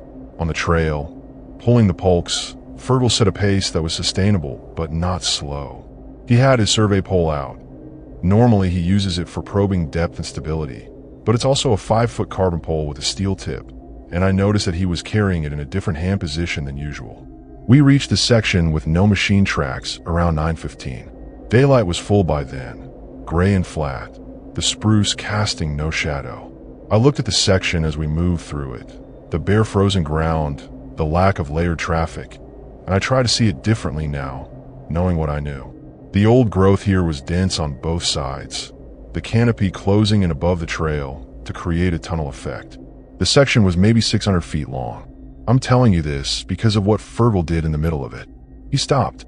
He set his pulk and walked off the trail to the right, into the spruce about 15 feet. He crouched down and looked at something, then came back. He said nothing until we were through the section and back onto the layered track surface. Then he said, there were impressions in the frozen duff. Same spacing as the slope prints, running parallel to the trail on the right side through the whole section. He said it the way he says things when the data doesn't fit the hypothesis. Flat, careful, already thinking about what the data actually means. I pulled my pulk the rest of the way to the trailhead, and I thought about parallel. Whatever had made those prints in the spruce had walked alongside the trail for 600 feet, keeping to the tree cover at the same distance the entire way. It had not crossed the trail. It had not approached any of the snow machine traffic that had used this trail over the past 2 weeks. It had stayed in the spruce and kept pace and kept its distance. A few feet to the right of every person who'd come through here since the last grooming. I thought about that for a while. The patience of that, the sustained parallel course, the consistent distance. And I thought about the two lights on the ridge, moving evenly, stopping together, going out together. The coordination of the going out. The decision in it. We hit the trailhead pullout at 11:15. My rig was right where I'd left it, tires still holding pressure, which was a minor miracle at -40. We loaded the pulks without ceremony, ran the engines, and sat for 10 minutes letting the temperatures come up. Fergal was looking at his phone. Signal returned as soon as we were on the Elliott. He was typing something. I asked him what he was sending. He said he was adding a note to the trooper report about the abandoned snow machine. A description of the prints on the slope and in the spruce, with GPS coordinates, logged as additional observations. It's not a report of anything, he said. It's just an observation in the record. That's Fergal. Put in the record, because what else do you do with data? I watched him send it, and I thought about the 80 prints from the ridge to our tree line and the stop tracks at 30 feet, and I was glad we were on a paved road with the engine running. We stopped at the Hilltop truck stop on the way back into Fairbanks. It's a place at the top of the Steese Expressway Hill. Been there forever. The kind of roadside spot where long-haul truckers and pipeline workers have been getting mediocre food since the 1970s, which somehow makes the mediocre food exactly right. We ordered coffee and something that had been sitting under a heat lamp for an ambiguous amount of time, and we sat in a booth and said almost nothing for 20 minutes, which is, in my experience, exactly what you need after something you haven't categorized yet. The room was warm and smelled like burned coffee, and the TV in the corner was running a national news broadcast with the sound off. And outside the window, the Elliott traffic moved in both directions, and the ordinary world was doing its ordinary thing. Fergal opened his topo on the table and marked the 3 data points again. Then he added a 4th, the ridge observation. He sat back and looked at the map. The line they formed was not a straight line, which would have meant something, and not a random scatter, which would have meant something else. It was a rough arc, a curve, the abandoned machine at the trailhead end, the no-track section, the parallel spruce run, the ridge above camp, all on the western edge of the trail route, all at night, or in conditions of low visibility, or in old growth where sight lines were short. He said, it was staying on the margin, between the open country and the trail. It wasn't crossing over. I looked at the map. He was right about the geometry. Whatever had made those prints, whatever had been on the ridge, whatever had come down to the tree line of our camp in the night, it had not once put itself in the trail, in the open, in the place where it would have been fully visible and undeniable. It had maintained the margin.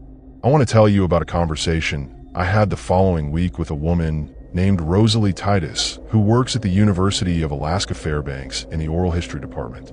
I know her through a mutual friend. She's Athabascan.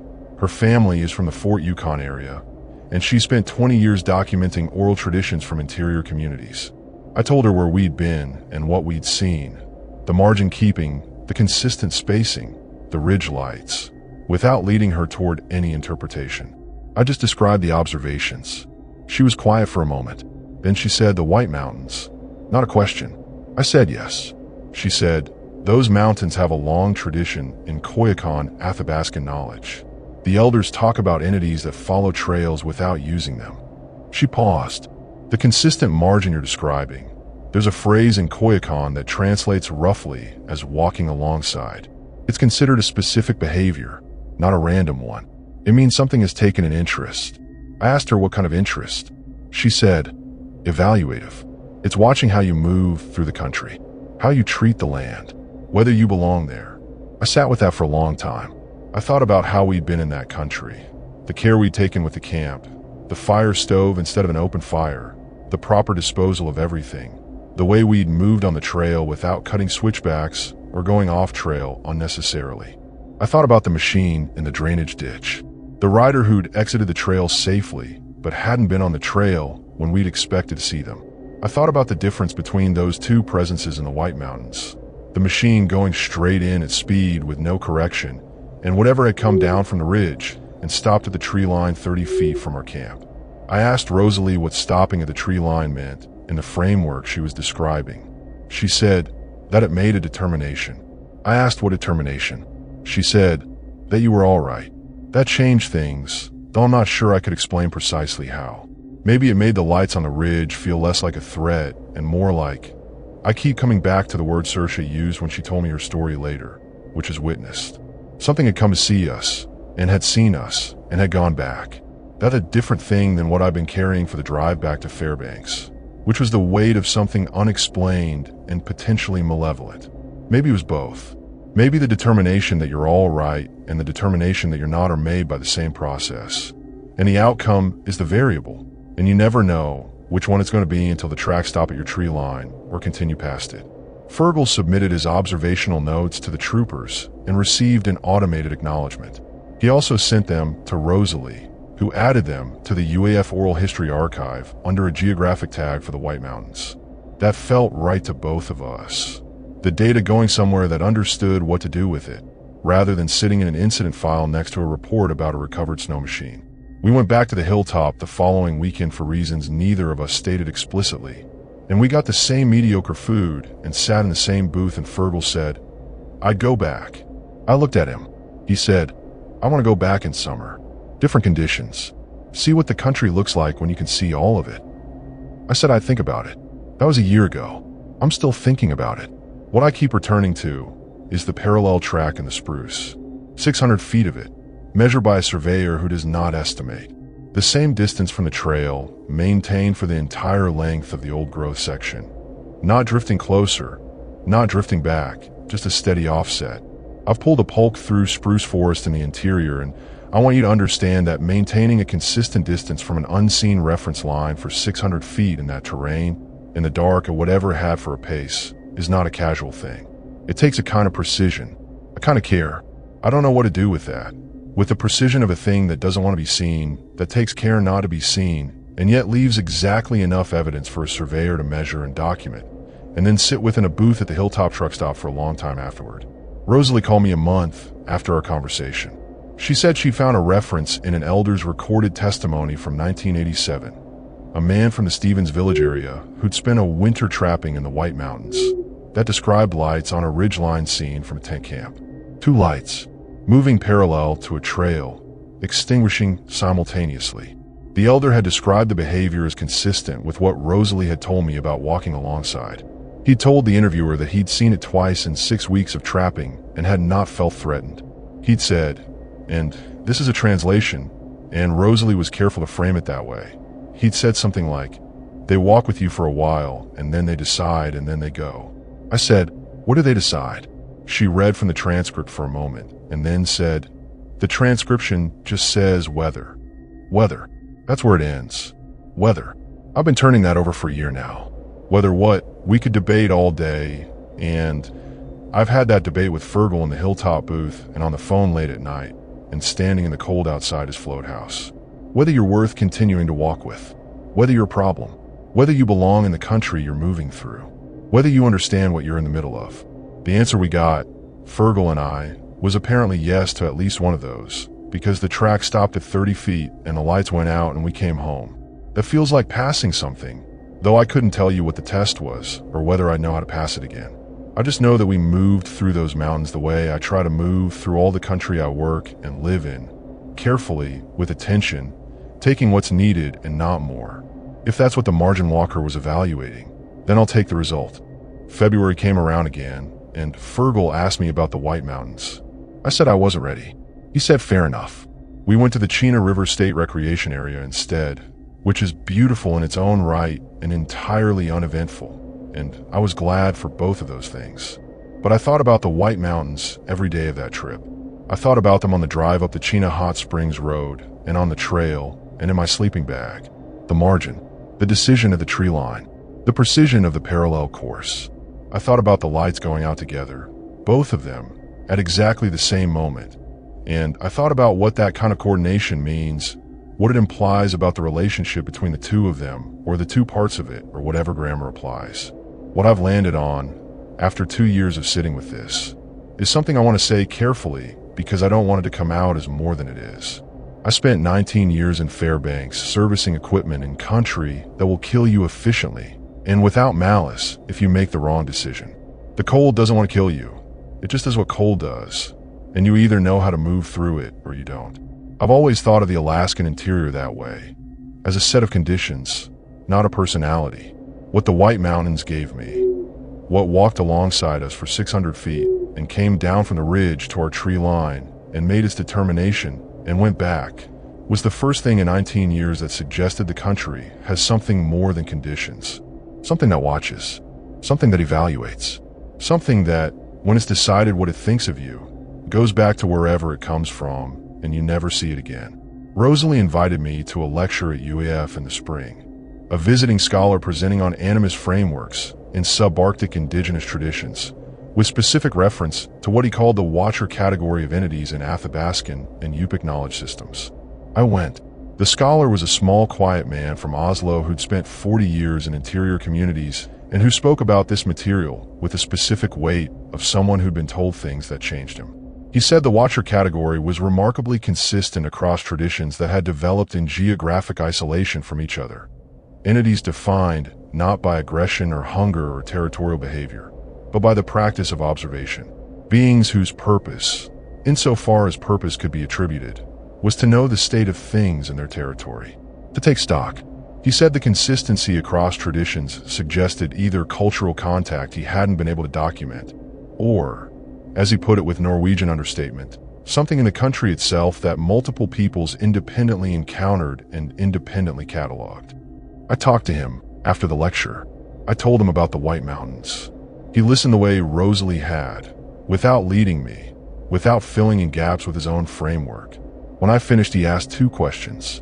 The first was, did the tracks approach closer than the initial stopping point over the course of the night? I said no, 30 feet at the tree line, and they stayed there. He nodded like this was exactly right.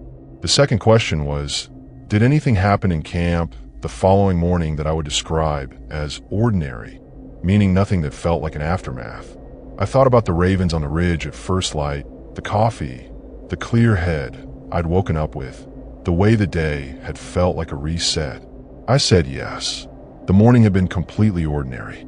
He said, that's the profile. Observation and release. It came to see you, and it saw you, and it released the situation. I said, what would not release look like? He looked at me for a moment. He said, you would know. Then he excused himself to talk to someone else.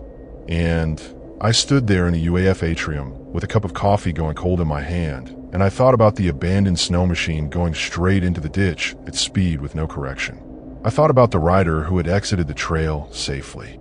I thought about whether safely was the word I'd use, having been in those mountains, knowing now what I knew about what walks their margins. Fergal called me in October. He said he'd been thinking, and he thought next February was the right time to go back. He said he'd been in the White Mountains twice since our trip, both times solo, both times without incident. And he said the country was exactly what he'd always known it to be, demanding, cold, enormous, and fair, in the way that country is fair when it applies the same standard to everything in it. He said he'd walked this section of trail with the old-growth canopy, and the parallel tracks were gone.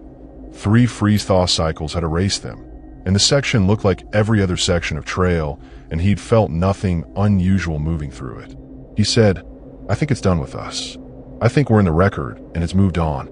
I said I wasn't sure I believed something like that had a record in the ordinary sense. He said, everything has a record. That's the whole point of taking stock. I said I'd think about going back. He said, you always say that. He wasn't wrong. I'm writing this in February, the 3rd February since the White Mountains trip. I'm in the van outside the hilltop, engine running, the city below me lit up against the winter dark and the specific orange and white geometry that Fairbanks makes at night. It's -31. The Elliott runs north from here through the spruce and the cold into the country I've been living beside for 19 years and going back, and every time the winter gets heavy enough that I need to put it down. Fergal called an hour ago and said he was packed. He said the Wickersham Dome trailhead, same route, leaving Friday. I said yes before I knew I was going to, which is how the right decisions usually arrive. I don't know what will be on those margins this year. I don't know if the parallel walker is done with us or just between assessments. What I know is that Fergal will have his survey pole and his binoculars, and I'll have a diesel that starts at -40, and we'll move through that country the way we always move through it, carefully, paying attention, taking nothing we don't need. If something on a ridgeline decides to walk alongside us for a while, we'll let it. If it stops at the tree line and goes out its lights and goes back, we'll drink our coffee in the morning and pull our pulks and come home. And if it doesn't stop, well, that's the version of the story I haven't told yet.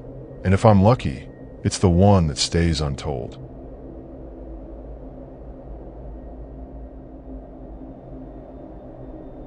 My name is Verdi Strand. I'm 53 years old, and I live in Bethel, Alaska, which is a thing that requires explanation if you've never been there, because Bethel is not a place people end up by accident. It sits on the Kuskokwim River in the Yukon-Kuskokwim Delta, a roadless region the size of Oregon, and the only ways in or out are by air or by river. No highway connects it to anywhere. I came here 26 years ago as a school teacher, and I stayed because the country got into me in a way I didn't expect and couldn't reverse. I retired from teaching 4 years ago, and now I run a small charter business, guided trips for birders and photographers who want to see the Delta's shorebird migration. And I drive an old Toyota Tundra with a camper shell that I use when I travel outside the region, which I do a few times a year when I can get a reasonably priced flight to Anchorage and drive somewhere with actual roads. The trip I'm going to tell you about wasn't a charter. It was personal, something I'd been planning loosely for 2 years and finally committed to in late August, when the birding season was over and the river was still running, and I had 6 days before a dental appointment in Anchorage that I'd been rescheduling since March. My plan was to drive the Kuskokwim area on the one stretch of road that actually exists out here, a gravel road that runs from Bethel to the village of Napaskiak on the south bank of the river, about 7 miles, maintained by the borough for snow machine and vehicle access. That was the jumping off part. The real destination was farther, accessible only by skiff, a section of slough country about 20 miles downstream, where I'd been doing an informal photo survey of late-season shorebird for 3 autumns, and where I had a simple camp spot I came back to because it was elevated, sheltered, and far enough from the main channel that the river noise was background rather than constant. I want to tell you about the other person involved, though she wasn't with me for most of what happened.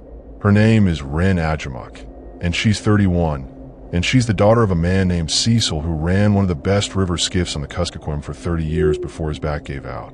Rin took over his clients when she finished her degree in Fairbanks and came home, which she did with the specific calm of someone who always knew they were going to come home and didn't need to make a drama out of it. She runs a water taxi and guide service out of Bethel, and she was going to drop me in my camp spot and pick me up 4 days later. We'd done this arrangement twice before. She knew the river the way Fergal knew his topo maps, intimately, without romanticism, with the working knowledge of someone who has used a thing rather than admired it. The drive to Napaskiak was uneventful in the way that short drives on known roads are uneventful, and Rin was already at the launch when I got there, her skiff loaded with the gear she'd staged for me the previous evening. She had a way of working that was completely quiet, not unfriendly, just contained, conserving language for things that needed it. We loaded my additional gear, ran the motor down to the main channel, and turned downstream. The Kuskokwim in late August is brown and wide, and moving with the particular authority of a river that drains 50,000 square miles. It looks slow from the bank, but when you're on it you feel the current under the hull, and you understand that slow is not the word. The banks are low, willow and alder scrub, the tundra behind it. The sky enormous and gray in every direction because the delta has no high ground to interrupt it.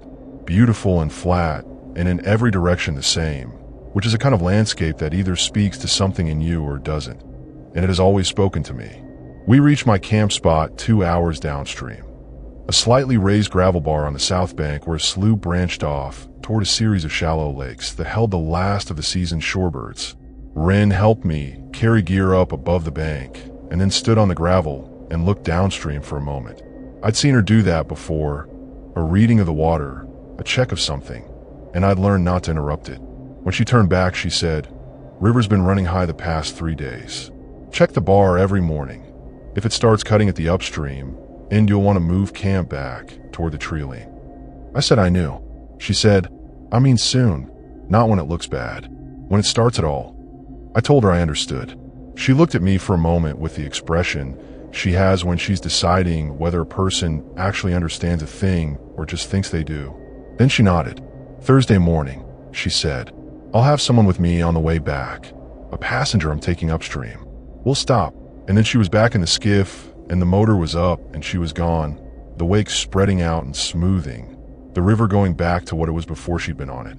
I want to tell you what 4 days alone in the YK Delta looks like, because it's not what most people imagine when they imagine remote Alaska camping. There are no mountains, no drama. The land is flat and the sky is everything, and the horizon in every direction is the same low line of willow and alder. The birds are the story. In late August, the shorebird migration is winding down, but there are still species moving through, some of them stopping for days in the shallow lake country. And photographing them requires patience and low movement and a tolerance for wet ground and variable light. I set up my camp, truck-style tent I'd carried in the dry bag, the same simple cook setup I've used for years, and spent the first afternoon working my way along the slough edge with my camera, and the work of it settled me the way it always does. The Delta asks you to be still. You either accept that or you don't last long out here.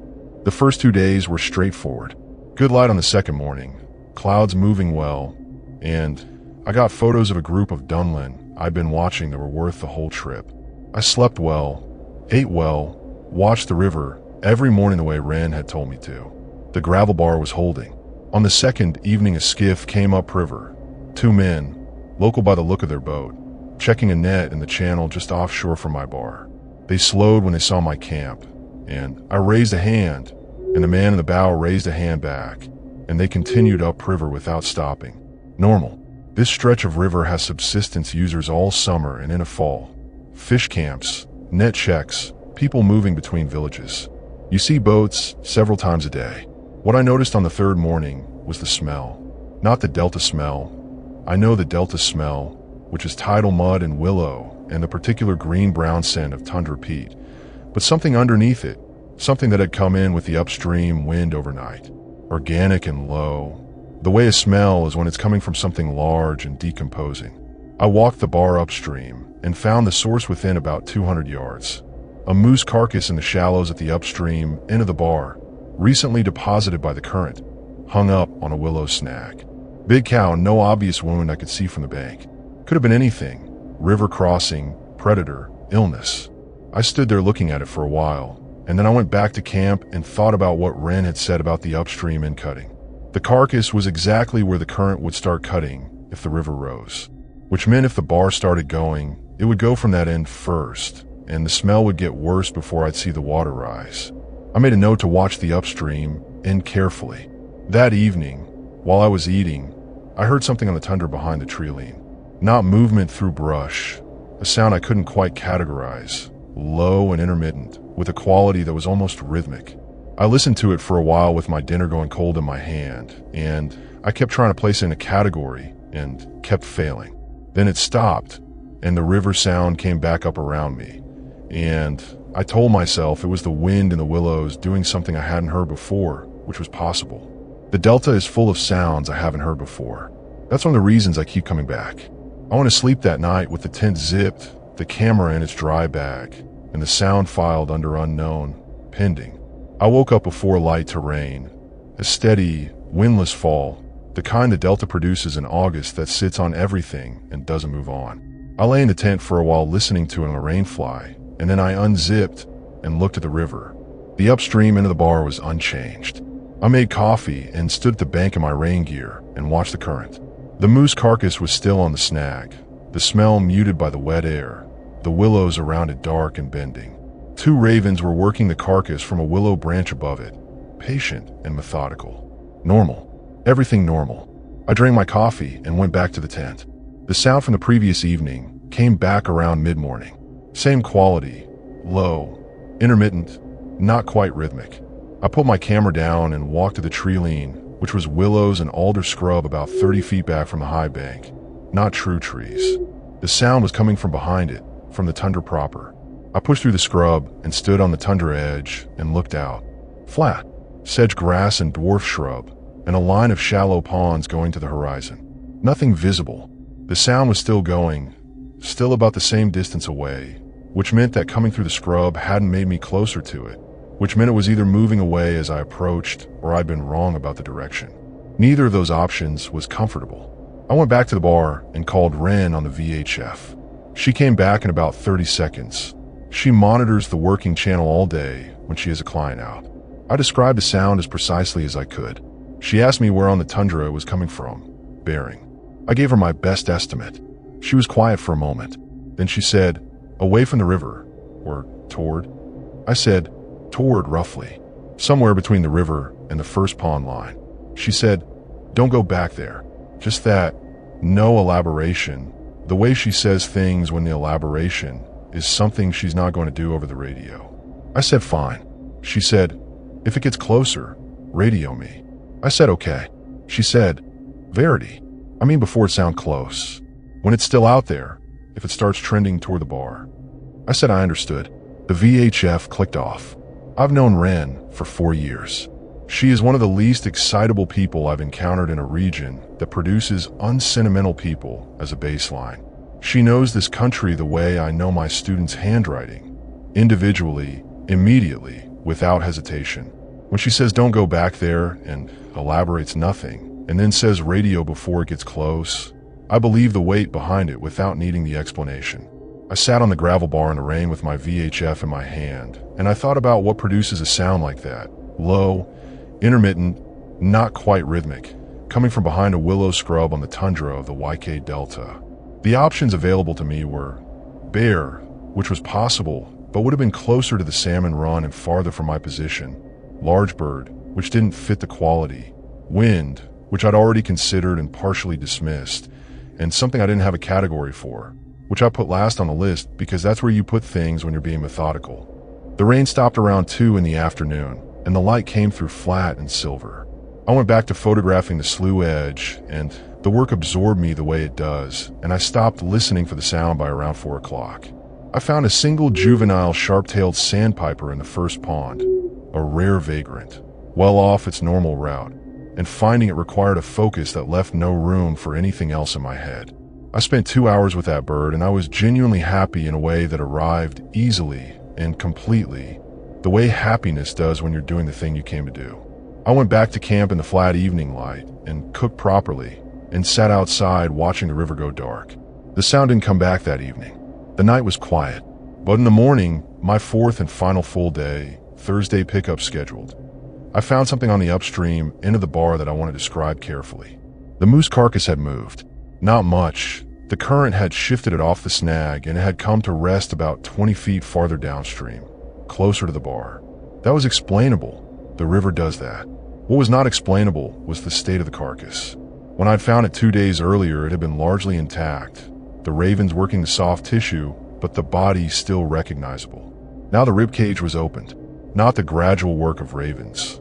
This was structural. The ribs spread. The chest cavity opened from the outside with the kind of force that requires either significant weight or leverage or both. The ravens were still in the willows above it, and they were not working the carcass. They were sitting perfectly still above it, watching it, neither feeding nor leaving. I stood at the bank looking at the carcass for a long time. Then I looked at the gravel bar between the carcass and my camp. About 150 feet of wet gravel that the overnight rain had made print receptive. There were marks in the gravel. Not clear prints. The gravel was too coarse for that. But disturbances, a series of depressions, irregularly spaced and irregularly shaped, running from the water's edge up toward my camp and stopping about 30 feet short of my tent. I crouched and looked at the closest ones.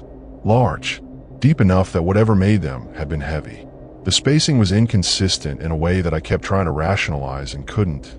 Too wide for a bear's gait, too variable for a moose.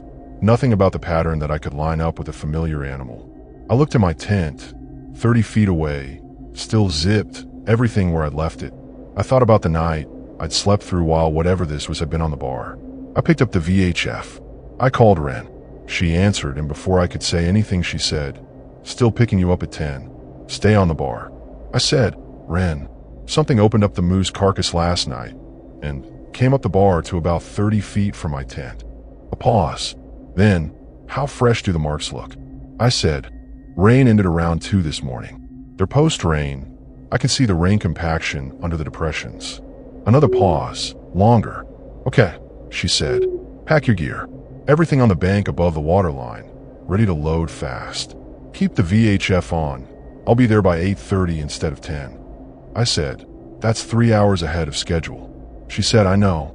That was the end of the conversation. I packed the camp in 40 minutes, efficient and complete, but with one eye on the tundra scrub behind me the whole time. The sound did not return. The ravens did not move from their willows above the carcass. The river ran brown and wide, and the sky was overcast, and the delta was doing what the delta does, which is nothing and everything simultaneously. I stacked my gear on the high bank. I sat on my dry bag and kept the VHF in my hand and watched both the scrub behind me and the river upstream, which is where Ren would come from. I thought about the spacing of the depressions in the gravel. I thought about the rib cage open from the outside. I thought about what Ren had said on the first day. The river's been running high. As if the river was what I needed to watch. As if the river was the concern. I thought about whether she'd known there was something else to watch. Ren arrived at 8:47. I heard the motor before I saw the skiff, and I was at the water's edge with my first dry bag when she came around the upstream bend. She had someone with her, a man in the bow, older, with the specific stillness of someone who'd spent decades on the water. She ran the skiff in hard, and I handed gear without ceremony, and she stowed it without ceremony, and the whole load was on the boat in under 4 minutes. She did not look at the carcass. She looked at the marks in the gravel for about 3 seconds when she stepped off the skiff to help with the cooler, and then she looked at the tundra scrub, and then she was back in the boat. The man in the bow introduced himself when we were underway as Thomas Ayunarak. He was in his late 60s, I guessed, from the Akiak area upriver, and he'd booked Ren for a trip to check a fish camp. He'd heard me on the radio, the VHF conversation, which is not private on a shared channel, and he'd said something to Ren that I was not present for. He sat in the bow and looked at the south bank as we moved upstream and didn't say anything for the first 20 minutes of the trip. Then he turned around and looked at me and said, "You heard at the evening of the second day." Not a question. I said yes. He said, "From which direction?" I said, "From the tundra, behind the willow line, bearing roughly north-northeast." He nodded, "And it moved away when you approached." I said yes. He looked at the bank again. "It wasn't moving away," he said. "It was maintaining distance. There's a difference." I thought about that for a while. Maintaining distance. The thing I'd walked toward and hadn't gotten closer to. The depressions on the gravel bar, stopping at 30 feet. The sound always at the same remove, the same faint register, never louder and never absent. Maintaining distance was different from retreating. Retreating meant it didn't want contact. Maintaining distance meant it was choosing the interval. I asked Thomas what he thought it was. He was quiet for a moment, the river running under us, the willows on the south bank going by in their late August amber. He said, "There's something in this stretch of river that's been here a long time. The old people from my village knew about it. They fished this part of the Kuskokwim, but they didn't camp on the South Bar." I said, "Why the South Bar specifically?" He said, "Because the South Bar is where the slough water comes in from the tundra country, and the tundra country on the south side of this stretch runs for 70 miles before you hit the next drainage. A lot of country with no people in it." He paused. "Things from a lot of country with no people in it sometimes come to the edges." I asked him what it does. He said, "Assesses." Then he turned back to watch the river and didn't say more, and I sat with that word in the stir of the skiff while the Kuskokwim moved us upstream through the brown water and the enormous sky. Assesses. The rib cage open from the outside. The depressions 30 feet from my tent. The maintained distance. The consistent interval. An assessment. I thought about what I would look like from the perspective of something assessing.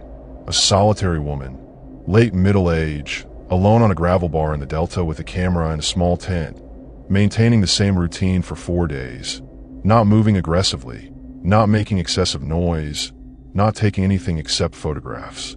I wondered if that was the kind of assessment that went well or poorly, and I concluded that the answer was in the fact that I was on the boat. Rin glanced back at me once on the trip upstream. Just once, briefly, before turning back to the river.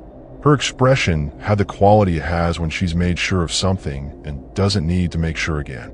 I understood then what the change in pickup time had meant. Not worry, exactly, but a recalibration based on new information. She'd heard what Thomas had heard, on that open channel, and she'd adjusted. That's the thing about people who know a country deeply. They don't panic, they recalibrate. The water was the same water. The bar was the same bar.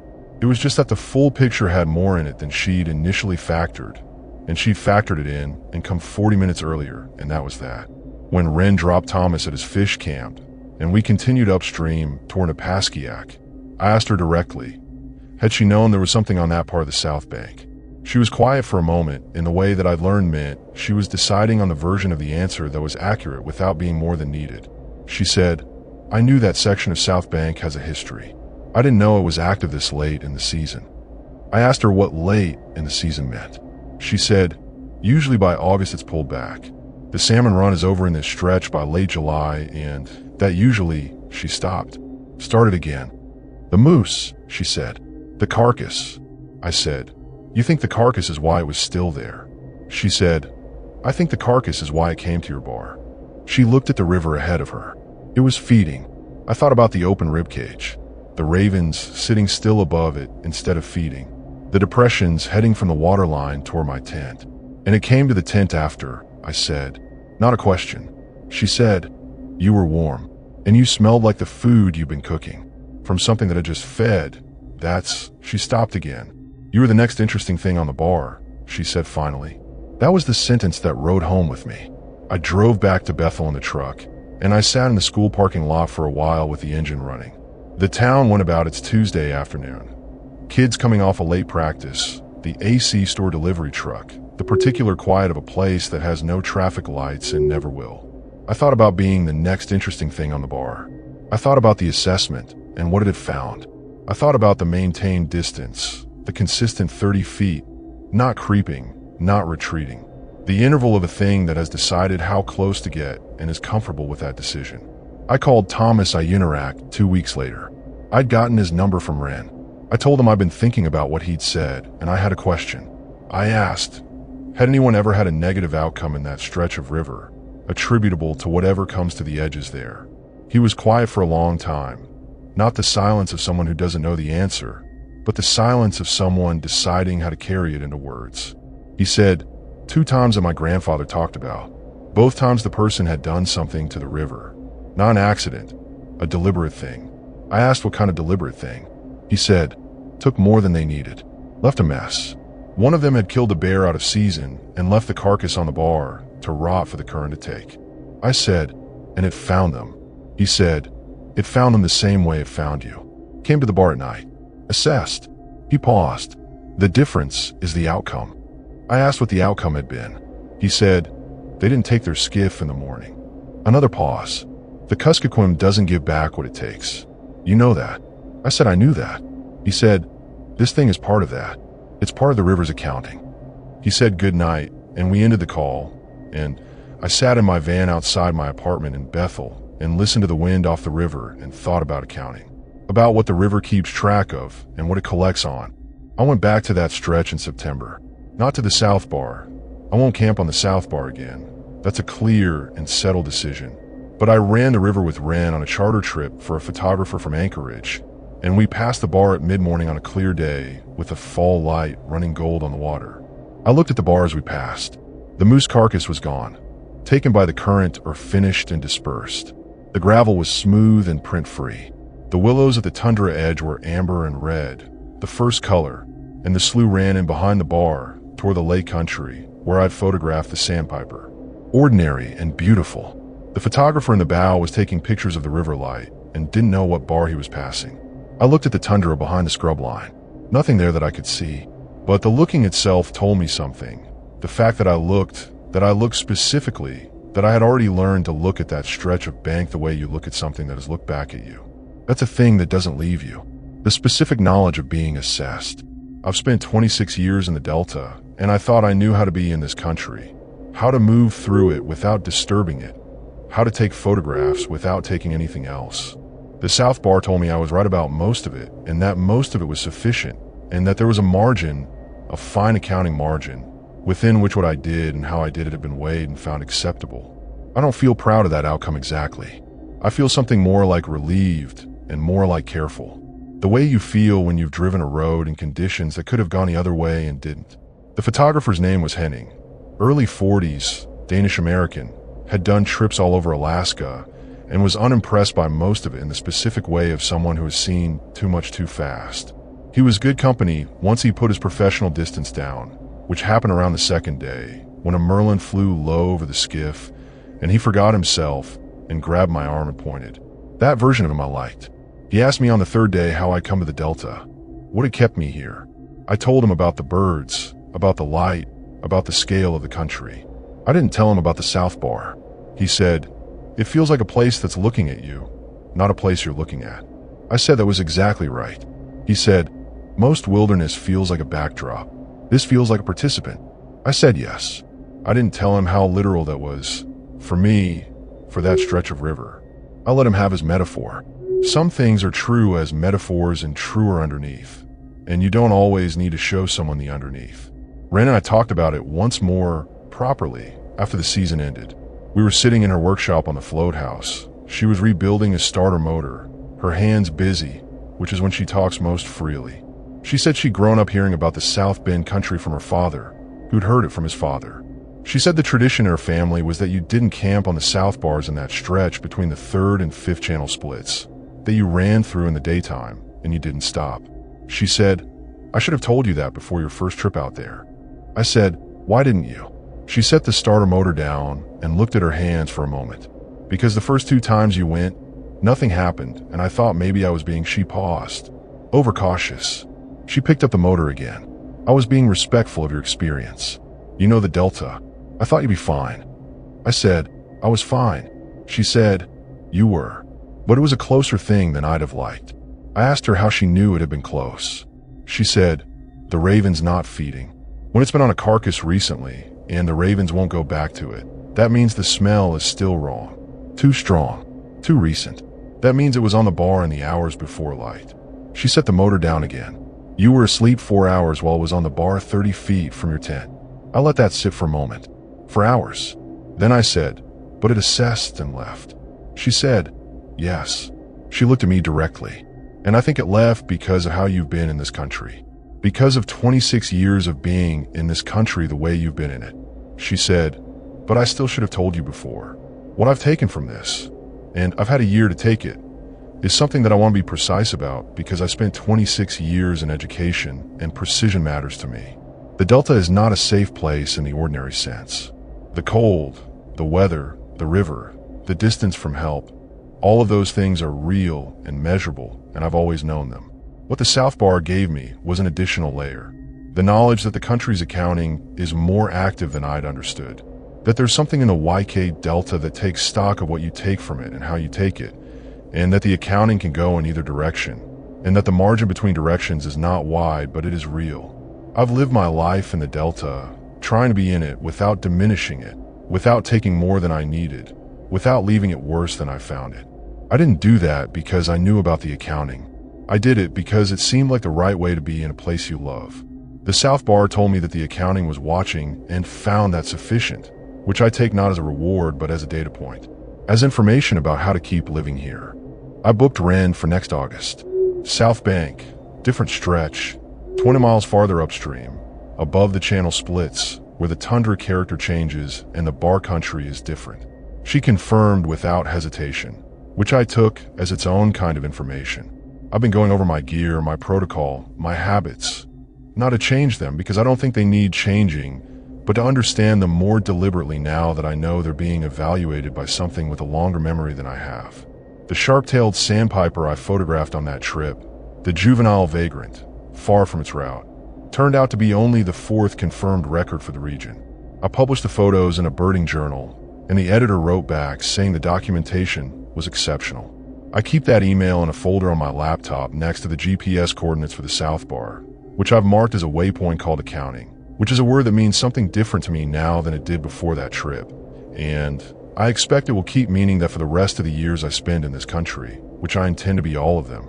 Last October, I drove down to Anchorage for a conference, Retired Teachers Association, which is less dull than it sounds because the people at those things have spent decades in communities that most of Alaska doesn't know exist, and the stories in the margins of those events are usually better than the program. I drove my Tundra down the park's highway, and I had 2 days before the conference, and I spent them camping east of Talkeetna on the Susitna River, which is a different river with different country and different weather, and I slept without incident and photographed some late-season waterfowl and ate well, and it was a good 2 days.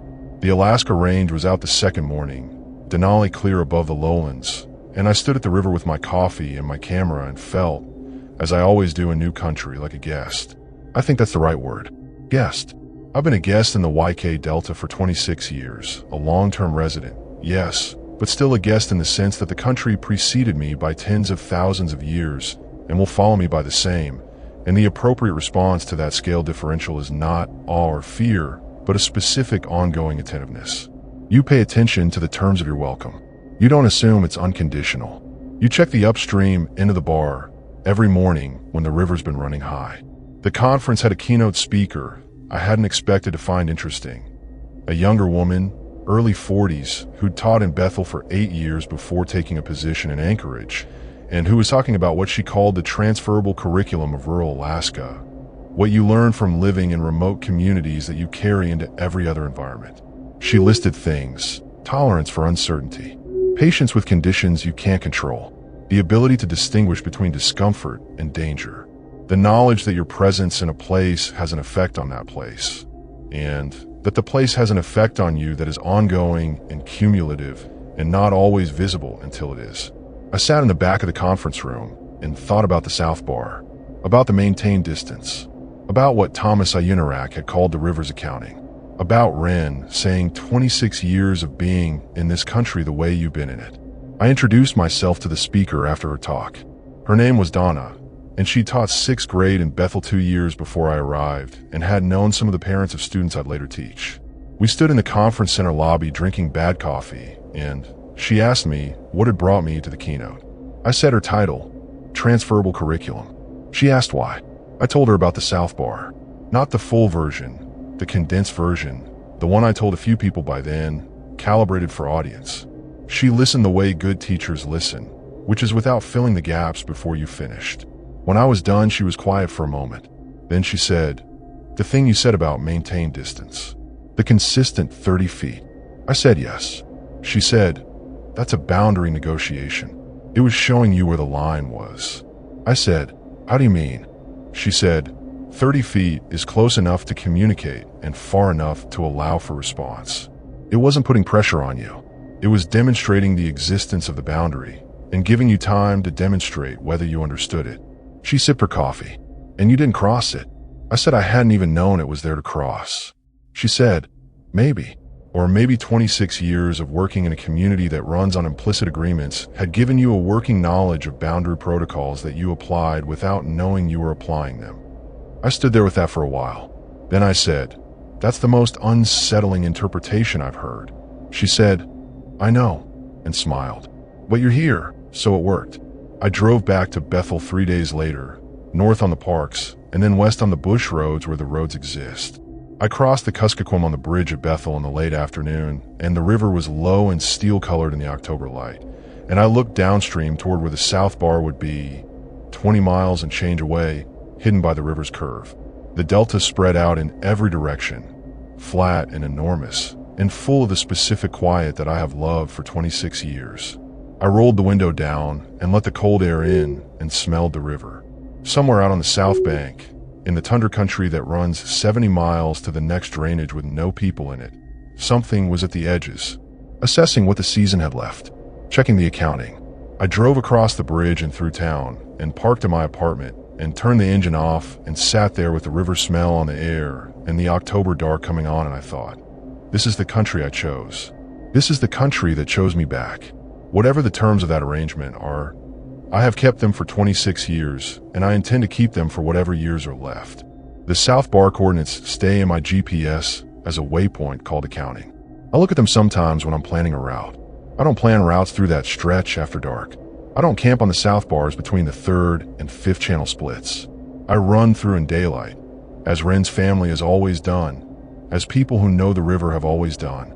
I've passed that bar in a boat a dozen times since and looked at the tundra scrub behind it and seen nothing and felt nothing unusual. And I take that to mean what I think it means, that the assessment was made and filed, that I'm in the record the way the trapper from Stevens Village was in the record, and that the accounting goes on without requiring my attention to it, the way the river goes on, the way the delta goes on, the way this country goes on, patient and complete and entirely, indifferent to whether I understand it, only attentive, as it has always been, to what I do within it.